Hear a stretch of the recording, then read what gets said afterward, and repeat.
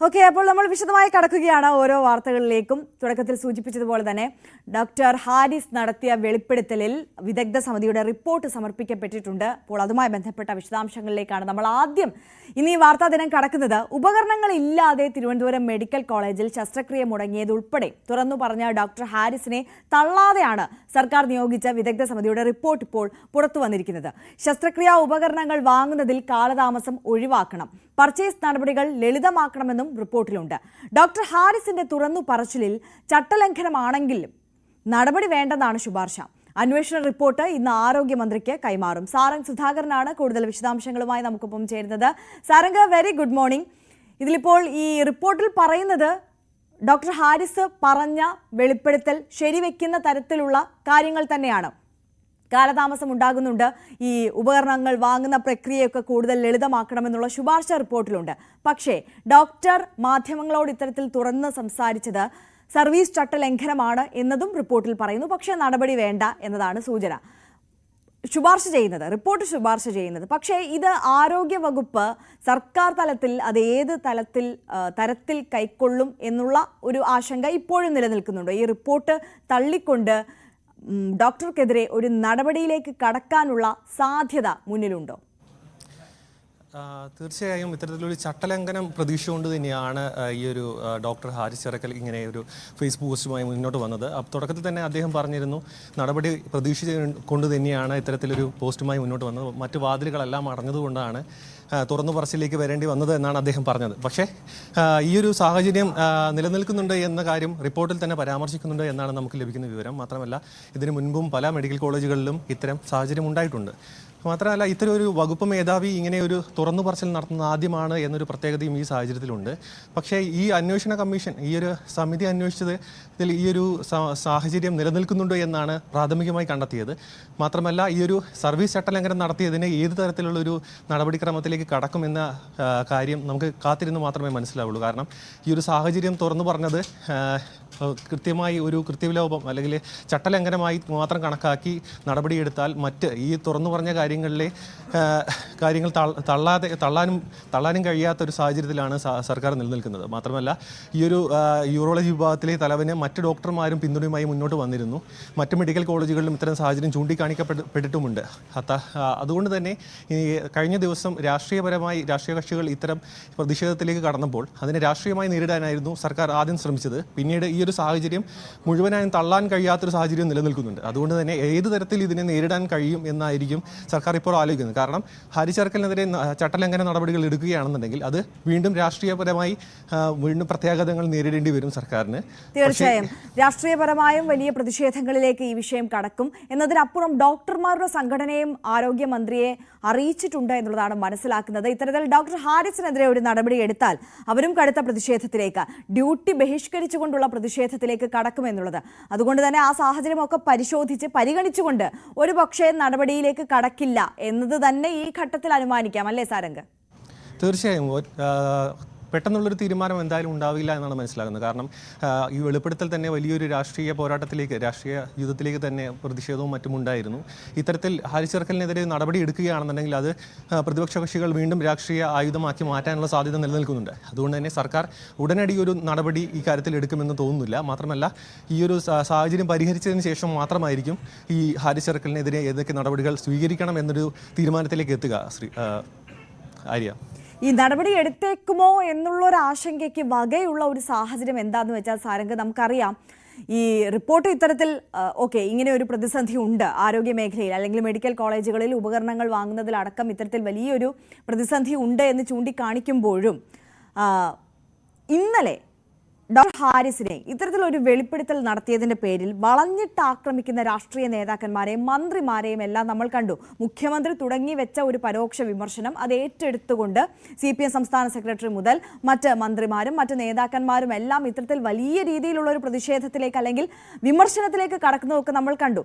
അത്തരത്തിൽ കടുത്ത അതൃപ്തി പാർട്ടിക്ക് നിലനിൽക്കുന്ന ഒരു സാഹചര്യം ആയതിനാൽ തന്നെയല്ലേ ഒരു പക്ഷേ ഈ റിപ്പോർട്ട് തള്ളിക്കൊണ്ട് ഒരു നടപടിയിലേക്ക് കടന്നേക്കാം എന്നുള്ളൊരു സാഹചര്യം ഉണ്ട് എന്നുള്ളതിൻ്റെ ഒരു ആശങ്ക നിലനിൽക്കുന്നത്? സാരംഗ്, അത്തരത്തിലൊരു ആശങ്ക നിലനിൽക്കുന്നുണ്ട്. പക്ഷേ ഈ ഒരു പ്രതിരോധം സൃഷ്ടിക്കാൻ കാരണമായി പറയുന്നത് ഈ ഒരു പ്രതിപക്ഷ കക്ഷികൾ ഈ ഒരു സംഭവത്തെ രാഷ്ട്രീയ ആയുധമായി മാറ്റിയെടുത്തു. മാത്രമല്ല BJPയും കോൺഗ്രസും എല്ലാം സംസ്ഥാനത്തൊട്ടാകെ ഈ ഒരു സംഭവത്തിനെതിരെ മറ്റ് ആശുപത്രികളുടെ മുൻപിൽ പ്രതിഷേധ പരിപാടികൾ സംഘടിപ്പിച്ചിരുന്നു. ഇതൊരു രാഷ്ട്രീയ ആയുധമായി, അതായത് കേരളം ആരോഗ്യരംഗത്ത് നമ്പർ 1 ആണ് എന്നൊരു ഖ്യാതി നിലനിൽക്കുന്നുണ്ട്. അതിനേറ്റ കളങ്കമായി കണക്കിലെടുത്ത് ഇതൊരു സർക്കാരിൻ്റെ പരാജയമായി കണക്കാക്കി അത് പ്രതിപക്ഷ കക്ഷികൾ ഏറ്റെടുത്തതിന് ശേഷമാണ് മുഖ്യമന്ത്രിയും മറ്റ് പാർട്ടി അംഗങ്ങളുമെല്ലാം ഇത്തരത്തിൽ പ്രസ്താവനയുമായി മുന്നോട്ട് വന്നത്. മാത്രമല്ല അതൊരു രാഷ്ട്രീയ പ്രതിരോധമായിട്ടാണ് ഈ CPM ഇതിനെ കാണുന്നത്.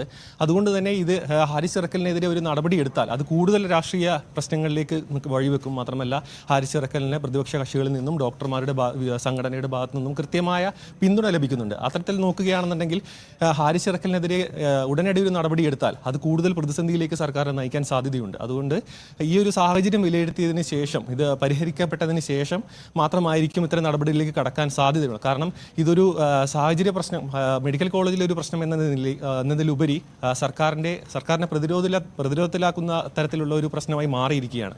അതുകൊണ്ട് ഇത്തരത്തിലുള്ള ഒരു അച്ചടക്ക നടപടി എടുക്കാനുള്ള സാധ്യതകൾ നിലവിൽ കുറവാണ്. തീർച്ചയായും സാരംഗ ഒരു കാര്യം കൂടി, ഇതിലെ ഇപ്പോൾ ഈ രാഷ്ട്രീയ വിഷയം മാറ്റിവെച്ചാൽ അതിനപ്പുറം ഇപ്പോൾ ഈ വിദഗ്ധ സമിതി സമർപ്പിച്ചിട്ടുള്ള റിപ്പോർട്ടിൽ പറയുന്ന പ്രധാനപ്പെട്ട കാര്യങ്ങളിലേക്ക് കടന്നാൽ പൂർണ്ണമായും ഡോക്ടർ ഹാരിസ് നടത്തിയിട്ടുള്ള വെളിപ്പെടുത്തൽ, തുറന്നു പറച്ചിൽ, അതിനെ ഉൾക്കൊള്ളുന്ന തരത്തിലുള്ള ഒരു റിപ്പോർട്ടല്ലേ കൈമാറിയിട്ടുള്ളത്? ആ റിപ്പോർട്ടിൽ പറയുന്ന പ്രധാനപ്പെട്ട പ്രതിസന്ധി പ്രശ്നങ്ങൾ അതെങ്ങനെയാണ്? തീർച്ചയായും ഇത്തരത്തിലൊരു സാഹചര്യം നിലനിൽക്കുന്നുണ്ട് എന്ന് തന്നെയാണ് ഈ റിപ്പോർട്ടിലും പറയുന്നത്. അതായത് ഇങ്ങനെ പല സാധനങ്ങളും, ശസ്ത്രക്രിയയുമായി ബന്ധപ്പെട്ട പല ഉപകരണങ്ങളും വാങ്ങിക്കുന്നതിലും അത് എത്തിക്കുന്നതിലും കാലതാമസം നേരിടുന്നുണ്ട് എന്ന് തന്നെയാണ് റിപ്പോർട്ടിൽ സൂചിപ്പിക്കുന്നത്.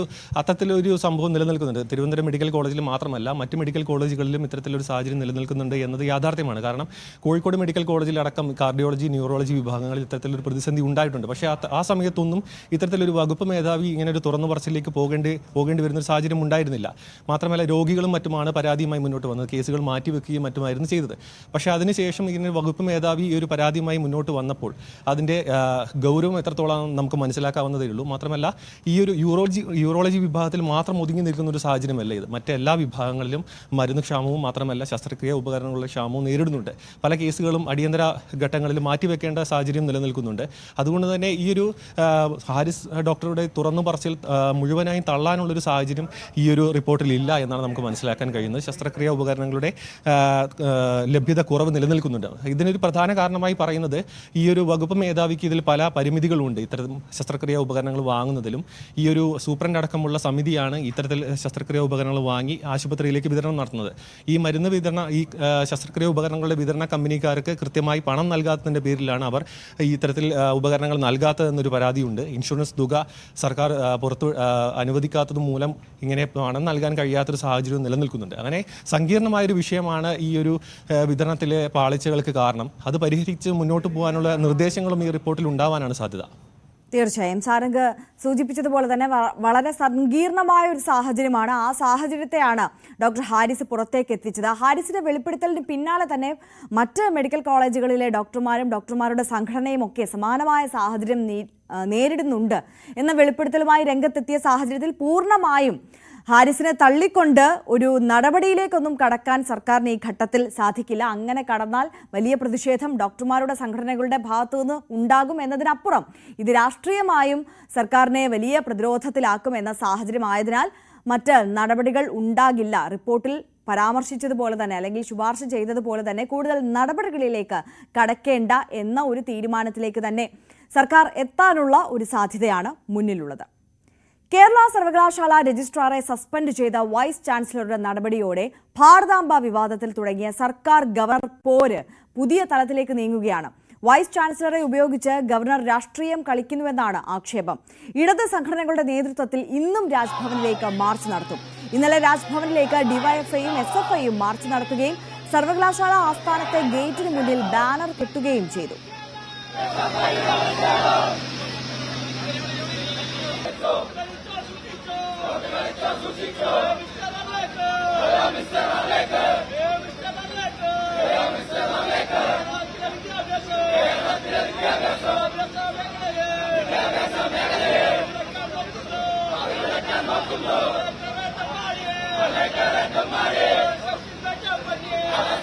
Come on,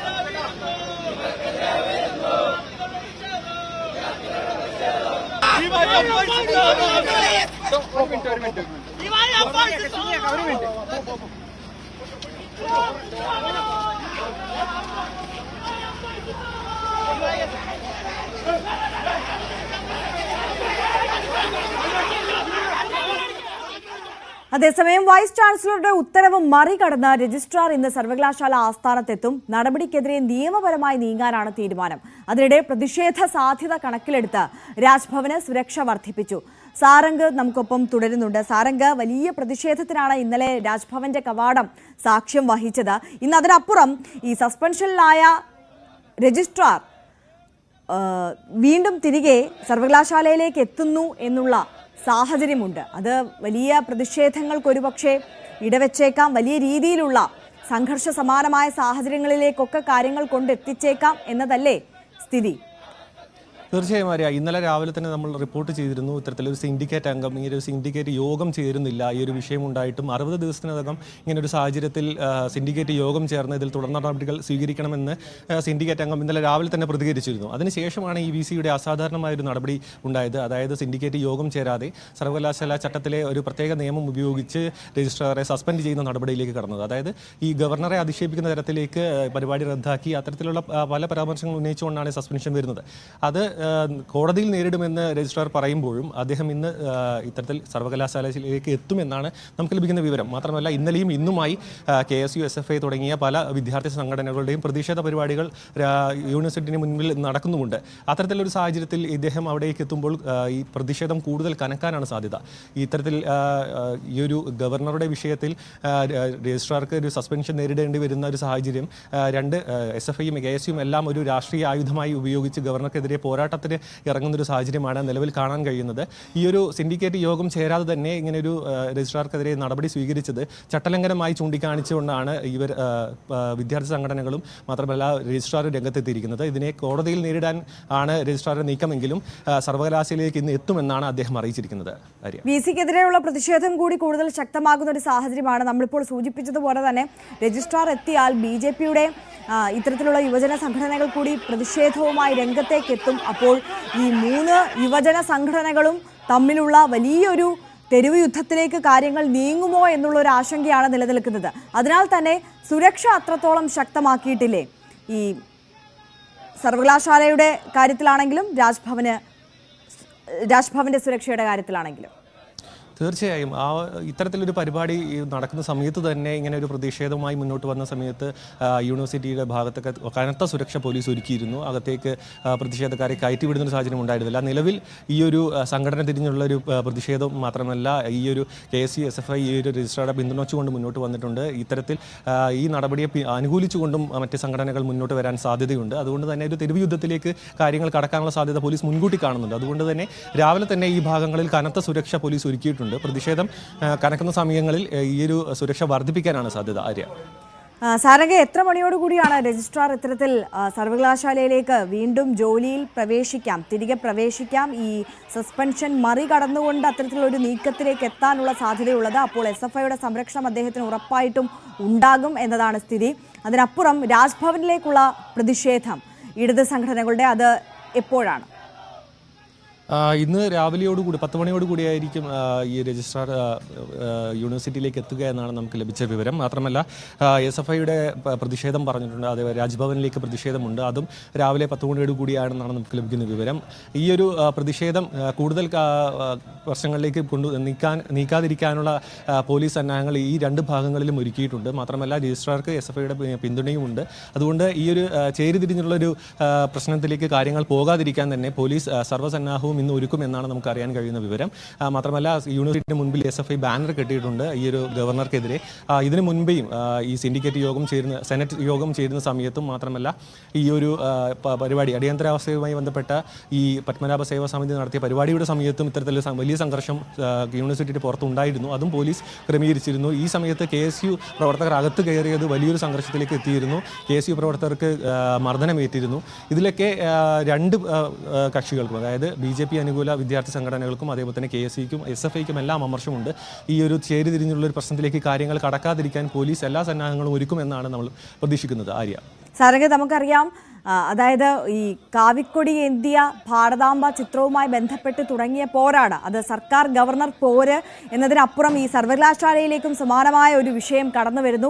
അപ്പോൾ യുവജന സംഘടനകൾ കൂടി, വിദ്യാർത്ഥി സംഘടനകൾ കൂടി ആ വിഷയം ഏറ്റെടുക്കുന്നു. അതൊരു തെരുവ് പ്രതിഷേധത്തിലേക്ക് കാര്യങ്ങൾ നീങ്ങിയ സാഹചര്യമാണ്. ഇതിപ്പോൾ ഗവർണർ സർക്കാർ പോര് ആ വിഷയത്തെ കൂടി മറ്റൊരു തലത്തിലേക്ക് എത്തിക്കുന്ന തരത്തിലേക്ക് ഈ പ്രതിഷേധങ്ങൾ എത്തുകയല്ലേ? തീർച്ചയായും ഗവർണർ സർക്കാർ പോരിൽ നിന്ന് മാറി ഇതൊരു വിദ്യാർത്ഥി സംഘടനകളുമായുള്ള നേരിട്ടുള്ള ഏറ്റുമുട്ടലിലേക്കും കാര്യങ്ങൾ എത്തിയിരിക്കുകയാണ്. ഈ ഒരു ഭാരതാംബ വിഷയം തുടങ്ങിയത് സർക്കാരും ഗവർണറും തമ്മിലാണെന്നുണ്ടെങ്കിൽ ഇത്തരത്തിൽ യൂണിവേഴ്സിറ്റിയുടെ അകത്തേക്കടക്കം ഇത്തരത്തിലൊരു രാഷ്ട്രീയ പോരാട്ടം മുറുകുന്നു എന്നൊരു കാര്യമാണ് നമുക്ക് മനസ്സിലാക്കാൻ കഴിയുന്നത്. നമുക്കറിയാം, മുൻപ് ആരിഫ് മുഹമ്മദ് ഖാൻ ഗവർണറായിരുന്ന സമയത്തും SFIയും ഇദ്ദേഹവും തമ്മിൽ കനത്ത പോരാട്ടം നടന്നു, രാഷ്ട്രീയപരമായ ഒരു പോരാട്ടം നടന്നിരുന്നു, വെല്ലുവിളികൾ ഉണ്ടായിരുന്നു. അത്തരത്തിലുള്ളൊരു സാഹചര്യം വീണ്ടും ഈ ഒരു ഭാരതാംബ വിഷയം ഗവർണർ മുന്നോട്ട് വെച്ചുകൊണ്ട് ഇത്തരത്തിലൊരു വിഷയത്തിലേക്ക് കടക്കുകയാണ്. അതിൽ സർക്കാരും പിന്നോട്ടില്ല എന്നൊരു നിലപാടാണ് സർക്കാർ സ്വീകരിച്ചിരിക്കുന്നത്, ഗവർണറും അത്തരത്തിലൊരു നിലപാടാണ് സ്വീകരിച്ചിരിക്കുന്നത്. ഇപ്പോൾ ഏറ്റവും ഒടുവിൽ ഈ ഒരു യൂണിവേഴ്സിറ്റി സെനറ്റ് ഹാളിൽ ഇങ്ങനെ ഒരു പരിപാടി സംഘടിപ്പിക്കുമ്പോൾ അതൊരു സ്വകാര്യ പരിപാടിയാണ്.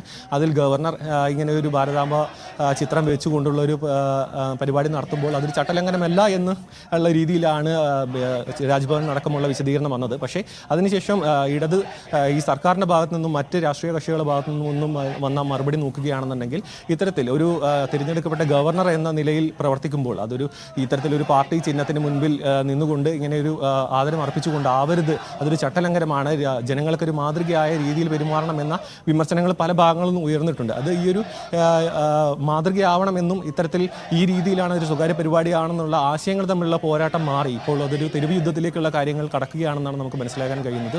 തുറന്നുള്ള ഒരു പോരിലേക്ക് ഗവർണർ ഉറച്ചു തന്നെയാണ്. ഇത് ഈ ഒരു ഭാരതാംബ വിഷയവുമായി മുന്നോട്ട് പോകാൻ തന്നെയായിരുന്നു അദ്ദേഹം ഉറച്ചിരുന്നത്. മാത്രമല്ല ഈ സെനറ്റ് ഹാളിൽ ഈ ഒരു പരിപാടി ആദ്യം ഈ പത്മനാഭ സേവാ സമിതി റദ്ദാക്കിയിരുന്നു, ഈ ഒരു ചട്ടലംഘനം ആരോപിച്ചിട്ട്. പിന്നീട് അത് തുടരുകയായിരുന്നു. ഗവർണർ തീർച്ചയായും അവിടെ എത്തുമെന്ന് പറഞ്ഞു. ആ പരിപാടിയിൽ വരികയും ഈ ഭാരതാംബയുടെ മുൻപിൽ വെച്ച് തന്നെ ഈ ഒരു ആദരം അർപ്പിച്ചതിന് ശേഷമാണ് അദ്ദേഹം മറ്റു കാര്യപരിപാടികളിലേക്ക് നടന്നത്. ഇതൊരു ജനാധിപത്യ രീതിയായി കാണണമെന്നും ഇത് ചെയ്യാൻ അനുവദിക്കണമെന്നും മറ്റ് പ്രശ്നങ്ങളുണ്ടെങ്കിൽ നമുക്ക് പുറമേ ചർച്ച ചെയ്ത് പരിഹരിക്കാമെന്നായിരുന്നു അദ്ദേഹം പറഞ്ഞത്. ഈ ചൂണ്ടിക്കാണിക്കപ്പെട്ട പ്രശ്നങ്ങളിൽ അദ്ദേഹം കൃത്യമായൊരു മറുപടി പറയുന്നുമില്ല. ഇതൊരു രാഷ്ട്രീയ പോരായി നിലനിൽക്കേണ്ട ഒരു ആവശ്യകത അദ്ദേഹം മുൻകൂട്ടി കണ്ടുകൊണ്ടാണ് ഇത്തരത്തിൽ കാര്യങ്ങളിലേക്ക് കടക്കുന്നത്. അതുകൊണ്ട് തന്നെ ഇത് കൂടുതൽ രാഷ്ട്രീയ പോരാട്ടത്തിലേക്ക് എത്താനാണ് കാരണം. ഗവർണറും കേരള സർക്കാരും തമ്മിലുള്ള ഒരു തുറന്ന പോരിലേക്ക് ഈ കാര്യങ്ങൾ എത്തിച്ചേരാനാണ് സാധ്യത. ആര്യ, തീർച്ചയായും സാരംഗ് സുധാകരനാണ് വിശദാംശങ്ങൾ നൽകിയത്. എന്തായാലും ഇന്നും വലിയ പ്രതിഷേധങ്ങൾക്ക് തന്നെ ഇന്നത്തെ ഈ വാർത്താ ദിനം സാക്ഷ്യം വഹിക്കും എന്നതാണ് സാഹചര്യം. രാവിലെ 11 മണിയോടുകൂടി ഇത്തരത്തിൽ രാജ്ഭവനിന് മുന്നിലേക്ക് SFIയുടെ മാർച്ചുണ്ട്. അതേസമയം തന്നെ രജിസ്ട്രാർ ഇത്തരത്തിൽ വീണ്ടും ഈ സസ്പെൻഷൻ നടപടി അല്ലെങ്കിൽ ഉത്തരവ് ലംഘിച്ചുകൊണ്ട് സർവകലാശാലയിലേക്ക് എത്തും എന്നുള്ള ഒരു അറിയിപ്പ് കൂടി നൽകിയ സാഹചര്യത്തിൽ കൂടുതൽ പ്രതിഷേധത്തിലേക്ക് കാര്യങ്ങൾ നീങ്ങാനുള്ള ഒരു സാഹചര്യമാണ് മുന്നിലുള്ളത്. ഇത് ഇന്നലെ രാജ്ഭവനിന് മുന്നിൽ നടന്ന പ്രതിഷേധത്തിന്റെ ദൃശ്യങ്ങളാണ് പ്രേക്ഷകർ കാണുന്നത്.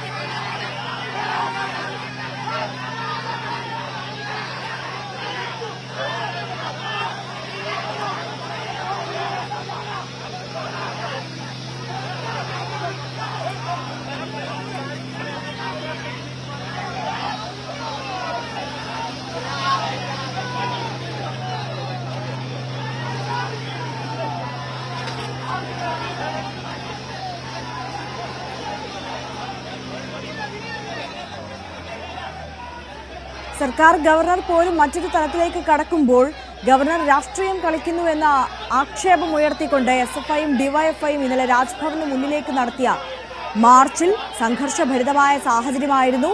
അതിന്റെ ദൃശ്യങ്ങളാണ് പ്രേക്ഷകർ കാണുന്നത്.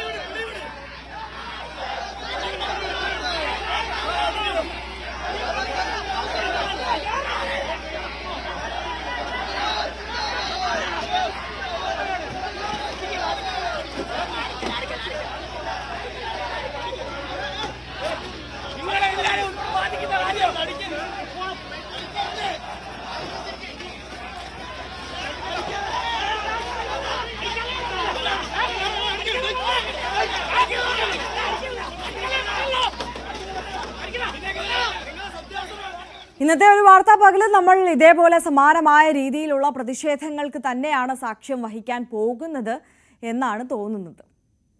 മുൻ മുഖ്യമന്ത്രി VS അച്യുതാനന്ദന്റെ ആരോഗ്യനില അതീവ ഗുരുതരമായി തുടരുന്നു.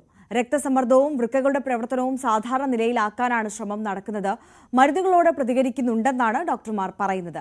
രാവിലെ മെഡിക്കൽ ബോർഡ് ചേർന്ന് ആരോഗ്യസ്ഥിതി വിലയിരുത്തും. കടുത്ത ഹൃദയാഘാതത്തെ തുടർന്ന് 11 ദിവസം മുൻപാണ് VSനെ SUT ആശുപത്രിയിൽ പ്രവേശിപ്പിച്ചത്. സാരംഗ് സുധാകരൻ നമുക്കൊപ്പം തുടരുന്നുണ്ട്. സാരംഗ്, 11ാം ദിവസമായിരിക്കുന്നു VSനെ കടുത്ത ഹൃദയാഘാതത്തെ തുടർന്ന് ആശുപത്രിയിൽ പ്രവേശിപ്പിച്ചിട്ട്. ആശാവഹമായ പുരോഗതി എന്ന് വിലയിരുത്താൻ കഴിയില്ലെങ്കിൽ പോലും അദ്ദേഹം മരുന്നുകളോട് ഇപ്പോഴും പ്രതികരിക്കുന്നുണ്ട് എന്നതാണ് പ്രതീക്ഷ, അല്ലേ?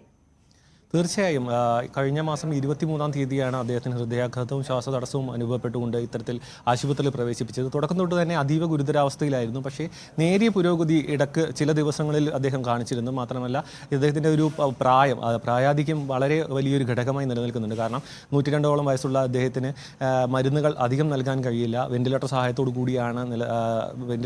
കൂടിയാണ് ശ്വാസോച്ഛ്വാസം നിലനിർത്തുന്നത്. ഒപ്പം തന്നെ ഡയാലിസിസ് മറ്റ് ചികിത്സകൾ നടന്നുകൊണ്ടിരിക്കുന്നുണ്ട്. പക്ഷേ പൂർണ്ണമായും ഈ ഒരു പ്രതീക്ഷ കൈവിട്ടിട്ടില്ല എന്നാണ് നമുക്ക് മനസ്സിലാക്കാൻ കഴിയുന്നത്.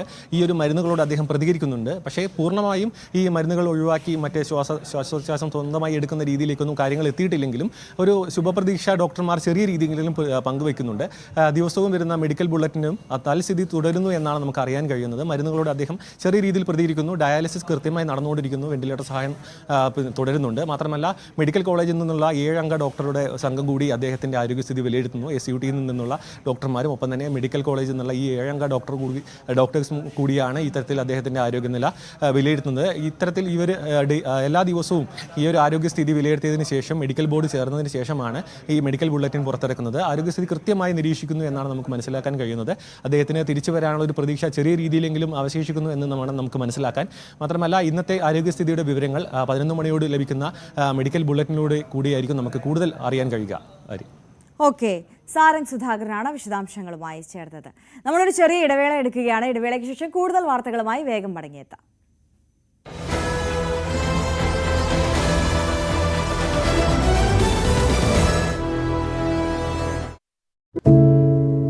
ഒരു മാധ്യമ പ്രവർത്തക എന്ന നിലയ്ക്ക് ഇപ്പോൾ ഏറ്റവും കൂടുതൽ കൈകാര്യം ചെയ്യേണ്ടി വരുന്നത് ലഹരിയുമായി ബന്ധപ്പെട്ട വാർത്തകളാണ്.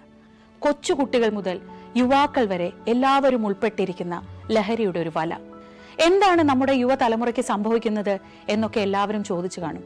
പക്ഷേ അവരുടെ പ്രശ്നങ്ങളെ, അത് കുട്ടികൾ മുതൽ യുവാക്കൾ വരെ, അവരുടെ പ്രശ്നങ്ങളെ കേൾക്കുന്നതിന്, മനസ്സിലാക്കുന്നതിന്, ഒരു പരിഹാരം പറയുന്നതിന് മുതിർന്നവരായ നമുക്ക് എത്രമാത്രം കഴിയുന്നുണ്ട്? അവരിൽ ഉണ്ടാകുന്ന ചെറിയ മാറ്റങ്ങൾ നമ്മൾ തിരിച്ചറിയാറുണ്ടോ? അവരുടെ ചുറ്റുമുള്ളത് ഒരു മായാലോകമാണ്. സോഷ്യൽ മീഡിയയുടെ, വീഡിയോ ഗെയിമുകളുടെ, സിനിമയുടെ, വാർത്തയുടെ വലിയ വിവരശേഖരത്തിന്റെ ലോകം. ആ ലോകത്തിനകത്ത് കുരുങ്ങിപ്പോകുന്ന കുട്ടികളെ തിരിച്ച് യഥാർത്ഥ ജീവിതത്തിലേക്ക്, മണ്ണിന്റെ മണമുള്ള ജീവിതത്തിലേക്ക് തിരിച്ചു കൊണ്ടുവരാൻ നമുക്കും കഴിയേണ്ടതല്ലേ?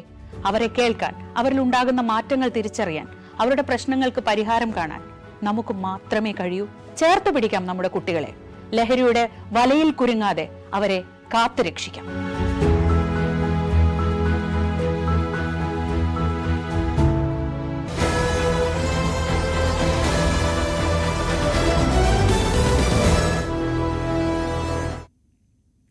വീണ്ടും നമ്മൾ വാർത്തകളിലേക്ക് മടങ്ങിയെത്തുമ്പോൾ പ്രേക്ഷകർക്കറിയാം, കഴിഞ്ഞ ദിവസം നമ്മളെ ഏറെ ഞെട്ടിച്ച ഒരു വാർത്തയായിരുന്നു ഈ ഡാർക്ക് നെറ്റ് വഴിയുള്ള ലഹരി ഇടപാടിനെ കുറിച്ച്. അതിനെ കൂടുതൽ അറിയാക്കയങ്ങളുടെ ചുരുളുകൾ അഴിഞ്ഞുകൊണ്ടിരിക്കുകയാണ്. ഞെട്ടിപ്പിക്കുന്ന കൂടുതൽ വെളിപ്പെടുത്തലുകൾ പുറത്തേക്ക് വരുന്നു. കൂടുതൽ വിവരങ്ങൾ അന്വേഷണ ഏജൻസിയായ NCB പുറത്തേക്ക് വിടുന്ന ഒരു സാഹചര്യമുണ്ട്. എറണാകുളത്ത് ഈ ഡാർക്ക് നെറ്റ് ലഹരി ഇടപാടിൽ അറസ്റ്റിലായ എഡിസൺ വഴി ലഹരി എത്തിയത് 10,000-ലേറെ പേരിലേക്ക് എന്നതാണ് NCB പങ്കുവെക്കുന്ന വിവരം. ഏറ്റവും കൂടുതൽ ലഹരി പാഴ്സലുകൾ അയച്ചത് ബംഗളൂരുവിലേക്കും പൂനെയിലേക്കുമാണ്. എഡിസന് വേണ്ടി ഇടപാട് നടത്താൻ ഡാർക്ക് നെറ്റിൽ നിരവധി ഏജന്റുമാർ ഉണ്ടെന്നും ഇടനിലക്കാരുമായുള്ള ആശയവിനിമയം കോഡ് ഭാഷകളിലൂടെയാണെന്നും NCB വ്യക്തമാക്കുന്നുണ്ട്.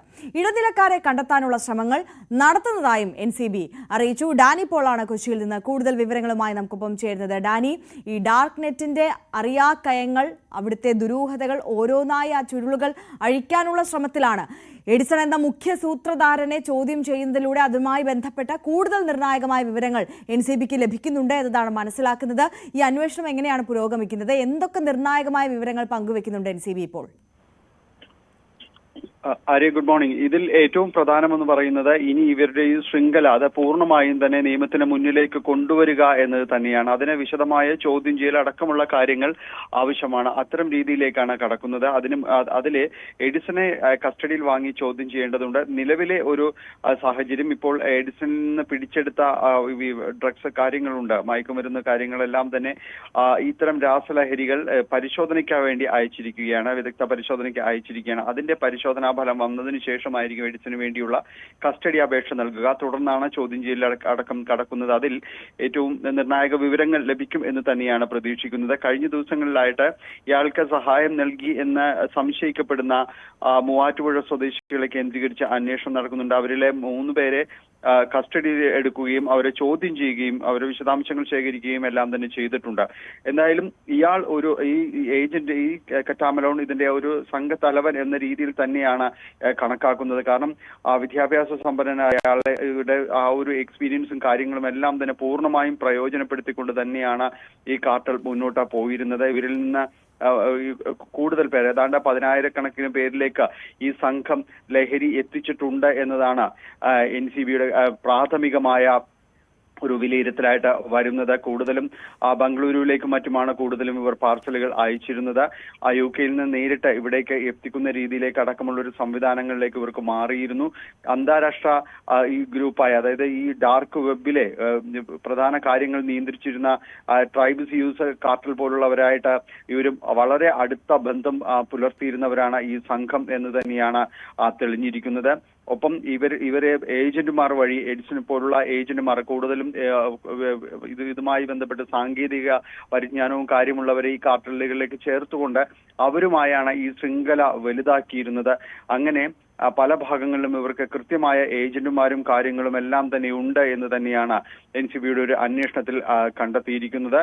ഇവരിൽ നിന്ന് പിടിച്ചെടുത്ത ഉപകരണങ്ങളുണ്ട്, പെൻഡ്രൈവും അതോടൊപ്പം തന്നെ ഈ ഹാർഡ് ഡിസ്കുകൾ അടക്കമുള്ള കാര്യങ്ങളുണ്ട്. അതിൻ്റെതെല്ലാം വിശദമായ ഒരു പരിശോധനകൾ ഈ ഘട്ടത്തിൽ നടന്നു വരികയാണ്. കഴിഞ്ഞ കുറേ നാളുകളായി ഇവരെ നിരന്തരമായി നിരീക്ഷിച്ച ശേഷമാണ് കഴിഞ്ഞ ദിവസങ്ങളിൽ NCB നടപടികളിലേക്ക് കടക്കുകയും ചെയ്യുന്നത്. ഒരേ സമയം തന്നെ പലയിടത്തും ഇവരുടെ നീക്കങ്ങളുണ്ട് എന്ന് പറയുന്ന 2 ഇടങ്ങളിലാണ് ഒരേ സമയം പരിശോധനകളും കാര്യങ്ങളും എല്ലാം തന്നെ നടന്നത്.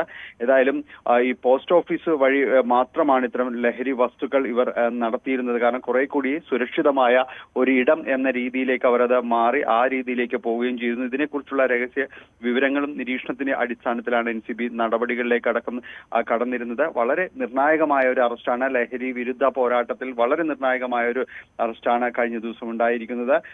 കൂടുതൽ അന്വേഷണ ഏജൻസികളടക്കം ഇവരെ ചോദ്യം ചെയ്യും. കേന്ദ്ര അന്വേഷണ ഏജൻസികളടക്കം ഇവരെ ചോദ്യം ചെയ്യും. കാരണം ഈ ക്രിപ്റ്റോ കറൻസിയുടെ ഇടപാട് ഇത് ഏത് രീതിയിലേക്ക് വന്നിരിക്കുന്നു, ആരെല്ലാം ഇതിന്റെ ഇടപാടുകാരായിട്ട് മാറിയിട്ടുണ്ട് എന്നതടക്കമുള്ള കാര്യങ്ങൾ ഇതിൽ വ്യക്തമാകേണ്ടതുണ്ട്. അതുകൊണ്ട് ഇനി വരുന്നത് ചോദ്യം ചെയ്യലുകളുടെയും അതോടൊപ്പം തന്നെ ഈ കൂടുതൽ അറസ്റ്റുകളുടെയും ഒരു സമയം തന്നെയാണ്. ഡാനി ഇപ്പോൾ സൂചിപ്പിച്ചതുപോലെ തന്നെ വളരെ നിർണായകമായ അന്വേഷണമാണ് ഇപ്പോൾ പുരോഗമിച്ചുകൊണ്ടിരിക്കുന്നത്. ഡാനി, ഇപ്പോൾ ഓരോ ഇടനിലക്കാരിലേക്കും ഈ അന്വേഷണം വ്യാപിപ്പിക്കാനാണോ NCB ആലോചിക്കുന്നത്? ഓരോ ഇടനിലക്കാരെയും പിടികൂടുക, ചോദ്യം ചെയ്യുക എന്ന തലത്തിലാണോ, അല്ലെങ്കിൽ മുഖ്യ സൂത്രധാരിലേക്ക് മാത്രം, മുഖ്യ കണ്ണികളിലേക്ക് മാത്രം ഈ അന്വേഷണം കേന്ദ്രീകരിക്കാനാണോ ആലോചിക്കുന്നത്?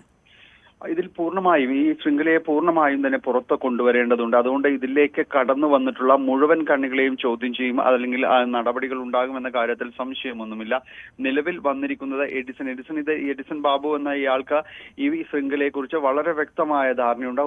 ഒരു ഇതിനെ നിയന്ത്രിച്ചിരുന്നത് അയാൾ തന്നെയാണ് എന്നതാണ് NCP പറയുന്നത്. ഈ കെറ്റാമെലോൺ എന്ന് പറയുന്ന ഈ ഗ്രൂപ്പിനെ തന്നെ അയാൾ നിയന്ത്രിക്കുകയായിരുന്നു. അതുകൊണ്ട് ഇവരിൽ ഒരു ഏറ്റവും പ്രധാനിയായ ഒരാൾ തന്നെയാണ് ഇതിൽ കുടുങ്ങിയിരിക്കുന്നത് എന്ന കാര്യത്തിൽ സംശയമൊന്നുമില്ല. അതുകൊണ്ട് ഇവരുടെ ഈ ശൃംഖലയെ കുറിച്ച് വളരെ വ്യക്തമായ ധാരണകളുള്ള, ആരൊക്കെയാണ്, എന്തൊക്കെയാണ്, അവർ എവിടെയൊക്കെയാണ് എന്നത് സംബന്ധിച്ച് കൃത്യമായ വിവരങ്ങളുള്ള, ബോധ്യമുള്ള ഒരാളെ തന്നെയാണ് എഡിസൺ ബാബു എന്ന് പറയുന്നത്. അതുകൊണ്ട് ഈ നിർണായക അറസ്റ്റിലൂടെ തന്നെ മറ്റുള്ളവരിലേക്കും അത് എത്താനായിട്ട് സാധിക്കും എന്ന് തന്നെയാണ് NCP വലിയ മീനുകൾ ഇനിയും പിടിയിലാകാനുണ്ട് അല്ലേ? തീർച്ചയായും അങ്ങനെ തന്നെയാണ്. കാരണം ഇനി മുന്നോട്ട് പോകുമ്പോൾ ഈ അന്വേഷണഘട്ടം മുന്നോട്ട് പോകുമ്പോൾ ഇനിയും ഈ ഇടപാടുകാർ, കാരണം ഈ എഡിസനെ പോലെ തന്നെ നിയന്ത്രിക്കാൻ കഴിയുന്ന, ഈ ശൃംഖലയെ നിയന്ത്രിക്കാൻ കഴിയുന്നവർ ഇപ്പോഴും ഇവിടെ തന്നെ ഉണ്ട് എന്നൊരു ധാരണ NCPക്ക് ഉണ്ട്. അത്തരം അന്വേഷണങ്ങൾ നടത്തുന്ന അവർ അത് സ്ഥിരീകരിക്കുകയും ചെയ്യുന്നുണ്ട്. പക്ഷേ അവരെ കേരളത്തിന് പുറത്താണോ എന്നത് മാത്രമാണ് ഇനിയിപ്പോൾ സംശയിക്കുന്നത്. കാരണം ഇവർക്ക് ഇന്ത്യ ഒട്ടുക്ക് തന്നെ വിപുലമായ രീതിയിലുള്ള നെറ്റ്വർക്കുണ്ട്. ടയർ 1 നഗരങ്ങൾ കേന്ദ്രീകരിച്ചുകൊണ്ട്, ബാംഗ്ലൂരും ഡൽഹിയും ചെന്നൈയും മുംബൈയും എല്ലാം കേന്ദ്രീകരിച്ചുകൊണ്ട് തന്നെയാണ് ഇവർ കൂടുതൽ ഇടപാടുകൾ നടത്തിയിരുന്നത്. അത് വലിയ രീതിയിൽ തന്നെ ഈ ക്രിപ്റ്റോ കറൻസി വഴിയുള്ള ഇടപാടുകൾ ഇത്തരം കാര്യങ്ങളായി നടന്നിരുന്നു. ഒരു തരത്തിലും പിടികൂടില്ല എന്ന രീതിയിലേക്ക് അടക്കമാണ് ഇവരുടെ അവസാനം വന്നപ്പോഴേക്ക് അവരൊരു ആത്മവിശ്വാസം വരികയും ചെയ്തിരുന്നു. കൂടുതൽ പാർസലുകൾ വന്നത് അതിന്റെ ലക്ഷണമായിട്ടാണ് ഈ NCP കരുതുന്നത്. കാരണം താരതമ്യേന ആദ്യം കുറഞ്ഞ അളവിൽ വന്നിരുന്നത് പിന്നീട് അത് കൂടുതൽ അളവിലേക്ക് വരുന്നു. ഇയാളിൽ നിന്ന് മാത്രം ഈ വീട്ടിൽ നിന്ന് പരിശോധന നടത്തുമ്പോൾ അവിടെ നിന്ന് മാത്രം കണ്ടെടുത്തത് ഏതാണ്ട് 35 ലക്ഷത്തിലധികം രൂപ വില വരുന്ന മയക്കുമരുന്നുകളാണ്. കാരണം അത്തരം വോളിയം കൈകാര്യം ചെയ്യുന്ന രീതിയിലേക്ക്, ഈ പാർസലുകൾ കൈകാര്യം ചെയ്യുന്ന രീതിയിലേക്ക് ഇവർ മാറിയിരുന്നു എന്നതാണ്. കാരണം കുറെ കൂടി ഈ സ്റ്റാമ്പ് സൈസ് LSD ആകുമ്പോൾ സ്റ്റാമ്പ് സൈസ് കാര്യങ്ങൾ കൂടുതൽ കൊണ്ടുവരാനും കാര്യങ്ങളും എല്ലാം തന്നെ കഴിയുന്നു. അതുകൊണ്ട് തന്നെ കൂടുതൽ വോളിയത്തിലേക്ക് അവർ അത് മാറിയിരുന്നു. അപ്പോൾ അത്ര കണ്ട ആത്മവിശ്വാസം അവർ കഴിഞ്ഞ കുറച്ച് നാളുകളായി നേടിയിരുന്നു. തങ്ങൾ പിടിക്കപ്പെടില്ല എന്ന രീതിയിലേക്ക് വന്നിരുന്നു. പക്ഷേ നിരന്തരമായ ഒരു നിരീക്ഷണം ഈ ഘട്ടത്തിൽ നാർക്കോട്ടിക് കൺട്രോൾ ബ്യൂറോയുടെ ഭാഗത്തുനിന്ന് ഉണ്ടായിരുന്നു എന്നത് തന്നെയാണ്. അത്തരം നീക്കങ്ങൾക്കൊടുവിലാണ് എഡിസനെ പിടികൂടുന്നത്. വീട്ടിലെ മുറിയിൽ വലിയ രീതിയിലുള്ള സൗകര്യങ്ങൾ ഇയാൾ ഒരുക്കിയിരുന്നു. അത് ഈ ലഹരി കച്ചവടത്തിന് വേണ്ടി മാത്രം തന്നെയാണ് ഇത്തരം കാര്യങ്ങളും എല്ലാം തന്നെയും ഒരുക്കിയെടുക്കുകയും എല്ലാം തന്നെ ചെയ്തിരുന്നത്. വലിയ രീതിയിൽ വിപുലമായ സംവിധാനങ്ങൾ ഉണ്ടായിരുന്നു. ഇടപാടുകാരും അയാളുടെ ഇടയിൽ കച്ചവടം നടത്തുന്ന ചെറിയ ആളുകളെല്ലാം ഉണ്ട്. അവരുമായിട്ട് കോഡ് ഭാഷയിലൂടെ ഇവർക്ക് ആശയവിനിമയം കൈമാറാൻ ചില കോഡ് വാക്കുകൾ വരെ ഉണ്ടായിരുന്നു എന്നാണ് NCP സ്ഥിരീകരിക്കുകയും ചെയ്യുന്നത്. ഏതായാലും അത്തരം കാര്യങ്ങളിലെല്ലാം പൂർണ്ണമായും ഇവർ മുന്നോട്ട് പോകുമ്പോൾ ഇതിൽ കൃത്യമായൊരു ഇടപെടൽ ഈ ഘട്ടത്തിൽ നടത്താൻ നാർക്കോട്ടിക് കൺട്രോൾ ബ്യൂറോ ഒക്കെ കഴിഞ്ഞിരിക്കുന്നു എന്നതാണ്. വളരെ നിർണായകമായ ഒരു അറസ്റ്റാണ് നടന്നിരിക്കുന്നത്. വൈകാതെ ഇതിൽപ്പെട്ട കൂടുതൽ ഈ ശൃംഖലയിലുള്ള കൂടുതൽ കണ്ണികളിലേക്ക് എത്തും. അവരുടെ അറസ്റ്റും വൈകാതെ തന്നെ ഉണ്ടാകും. ഇനിയിപ്പോൾ ഇതിന്റെ രാസപരിശോധനാ ഫലം, ഇത്തരം കാര്യങ്ങൾ, ഇത് ലഹരി വസ്തുക്കൾ തന്നെ, അത് എത്രമാത്രമുണ്ട് എന്നതടക്കമുള്ള കാര്യങ്ങളുടെ ഒരു പരിശോധനാ ഫലം വരേണ്ടതുണ്ട്. 1127 ഈ LSD സ്റ്റാമ്പുകളാണ് ഇയാളിൽ നിന്ന് പിടിച്ചെടുത്തത്. ഒപ്പം തന്നെ 131 ഗ്രാം രാസലഹരിയും ഇയാളുടെ കയ്യിൽ നിന്ന് പിടിച്ചെടുത്തിരുന്നു. വലിയ രീതിയിലേക്ക് ഈ ശൃംഖല മാറിയിരുന്നു. ഈ ഘട്ടത്തിലാണ് അതിനിർണായകമായ എന്ന് തന്നെ പറയാവുന്ന ഈ ഒരു അന്താരാഷ്ട്ര ശൃംഖലയുടെ ഒരു കണ്ണി മുറിക്കാനായിട്ട് നമ്മുടെ NCPക്ക് കഴിയുന്നത്. ആര്യ, തീർച്ചയായും ഡാനി പോളാണ് വിശദാംശങ്ങൾ പങ്കുവച്ചത്. ഡാനി സൂചിപ്പിച്ചതുപോലെ തന്നെ ഡാർക്ക് നെറ്റിലൂടെയുള്ള കെറ്റാമെലോൺ എന്ന ലഹരി ശൃംഖലയുടെ വേരറക്കാനുള്ള തേരോട്ടത്തിലാണ് ഇപ്പോൾ NCB ഉള്ളത്. ഏറ്റവും പ്രധാനപ്പെട്ട അറസ്റ്റാണ് ഈ മുഖ്യ സൂത്രധാരൻ തൊടുപുഴക്കാരൻ്റെ എഡിസന്റെ അറസ്റ്റ് എന്നുള്ളത്. എഡിസനെ ചോദ്യം ചെയ്യുന്നതിലൂടെ മറ്റ് പ്രധാനപ്പെട്ട കണ്ണികളിലേക്കും ഇതിൻ്റെ അന്താരാഷ്ട്ര ബന്ധങ്ങളിലേക്കും ഒക്കെ കടക്കാൻ കഴിയുമെന്നുള്ള പ്രതീക്ഷയാണ്. അന്വേഷണം അത്തരത്തിൽ പുരോഗമിക്കുകയാണ്. എറണാകുളം അങ്കമാലി അതിരൂപത കുർബാന തർക്കത്തിൽ സമവായ ഫോർമുല ഇന്നു മുതൽ നടപ്പാക്കും. ജനാഭിമുഖ കുർബാനയ്ക്കൊപ്പം ഞായറാഴ്ചകളിലും പ്രധാന തിരുനാളുകളിലും ഒരു ഏകീകൃത കുർബാന നടപ്പാക്കാമെന്നാണ് ധാരണ. മാർ റാഫേൽ തട്ടിലും മാർ ജോസഫ് പാംപ്ലാനിയും ചേർന്ന് പുറത്തിറക്കിയ സർക്കുലർ നേരത്തെ പള്ളികളിൽ വായിച്ചിരുന്നു. നീണ്ട തർക്കങ്ങൾക്കൊടുവിലാണ് സമവായ ഫോർമുല നടപ്പിലാക്കാൻ ധാരണയായത്. ആജ്ഞ രവീന്ദ്രൻ നമുക്കൊപ്പം ചേരുകയാണ് കൂടുതൽ വിവരങ്ങളുമായി. ആജ്ഞ, ഇപ്പോൾ സൂചിപ്പിച്ചതുപോലെ തന്നെ എത്രയോ കാലം നീണ്ട തർക്കങ്ങളും പ്രതിഷേധങ്ങളും വിമത നീക്കവും ഒക്കെയായിരുന്നു. അതിനൊടുവിലാണ് ഇത്തരത്തിലൊരു സമവായ ഫോർമുലയിലേക്ക് എത്തുന്നത്. അത് നടപ്പാകാൻ പോകുന്നു, നടപ്പിലാക്കി തുടങ്ങുന്നു. ഇനിയൊരു പ്രതിഷേധത്തിനൊന്നും സാധ്യതയില്ലല്ലോ അല്ലേ?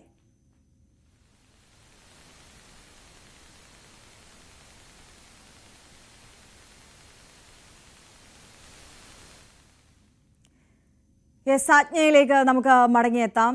ചെറിയ ചില സാങ്കേതിക തടസ്സങ്ങളുണ്ട് എന്നാണ് മനസ്സിലാക്കുന്നത്. ഓക്കെ, എന്തായാലും എറണാകുളം അങ്കമാലി അതിരൂപത കുർബാന തർക്കത്തിൽ ഈ സമവായ ഫോർമുല അത് ഇന്നു മുതൽ പ്രാബല്യത്തിൽ വരുന്നു എന്നതാണ്. ജനാഭിമുഖ കുർബാനയ്ക്കൊപ്പം ഞായറാഴ്ചകളിലും പ്രധാന തിരുനാളുകളിലും ഒരു ഏകീകൃത കുർബാന നടപ്പാക്കുക എന്നതാണ് ഈ തർക്കങ്ങൾക്കെല്ലാം ഒടുവിൽ എത്തിയ സമവായ ഫോർമുല എന്നുള്ളത്. അത് വിമതപക്ഷമടക്കം അംഗീകരിക്കുകയായിരുന്നു. മാർ റാഫേൽ തട്ടിലും മാർ ജോസഫ് പാംപ്ലാനിയും ചേർന്ന് പുറത്തിറക്കിയ സർക്കുലർ നേരത്തെ പള്ളികളിൽ വായിച്ചിരുന്നു. അപ്പോൾ ഇന്നു മുതലാണ് ഈ ജനാഭിമുഖ കുർബാനയ്ക്കൊപ്പം തന്നെ ഏകീകൃത കുർബാന കൂടി നടപ്പാക്കുന്ന ആ നടപടിയിലേക്ക് കടക്കുന്നത്. നീണ്ട തർക്കങ്ങൾക്കൊടുവിലാണ് ഈ സമവായ ഫോർമുല നടപ്പിലാക്കാൻ ധാരണയായത് എന്നുള്ളത് പ്രേക്ഷകർക്ക് അറിയാവുന്ന കാര്യമാണ്. എന്തായാലും ഇനി മറ്റ് വിമതപക്ഷത്തെ എല്ലാം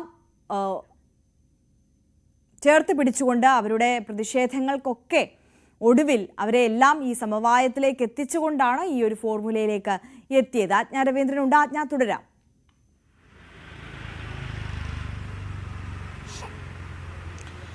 ആര്യ, ഇന്നു മുതലാണ് സമവായ ഫോർമുല നടപ്പിലാക്കുന്നത്. നേരത്തെ നമുക്കറിയാം വലിയ തർക്കങ്ങൾക്കും പ്രതിഷേധങ്ങൾക്കും ഒടുവിലാണ് ഇപ്പോൾ ഇത്തരത്തിലൊരു സമവായ ഫോർമുല നടപ്പിലാക്കാൻ എത്തിയിരിക്കുന്നതുമെന്ന്. അങ്ങനെയാണ് ജനാഭിമുഖ കുർബാനയ്ക്കൊപ്പം ഏകീകൃത കുർബാനയും ഞായറാഴ്ചകളിൽ പള്ളിയിൽ നടത്തണം. അതുപോലെ തന്നെ ഈ പ്രധാന തിരുനാളുകളിലും ഒരു ഏകീകൃത കുർബാനയെങ്കിലും നടത്തണം തുടങ്ങിയവയായിരുന്നു സർക്കുലറിൽ പറഞ്ഞിരിക്കുന്ന പ്രധാന നിബന്ധനകൾ. അങ്ങനെയാണ്. അതുപോലെ പുതിയ വൈദികർ ഏകീകൃത കുർബാന അർപ്പിക്കണം.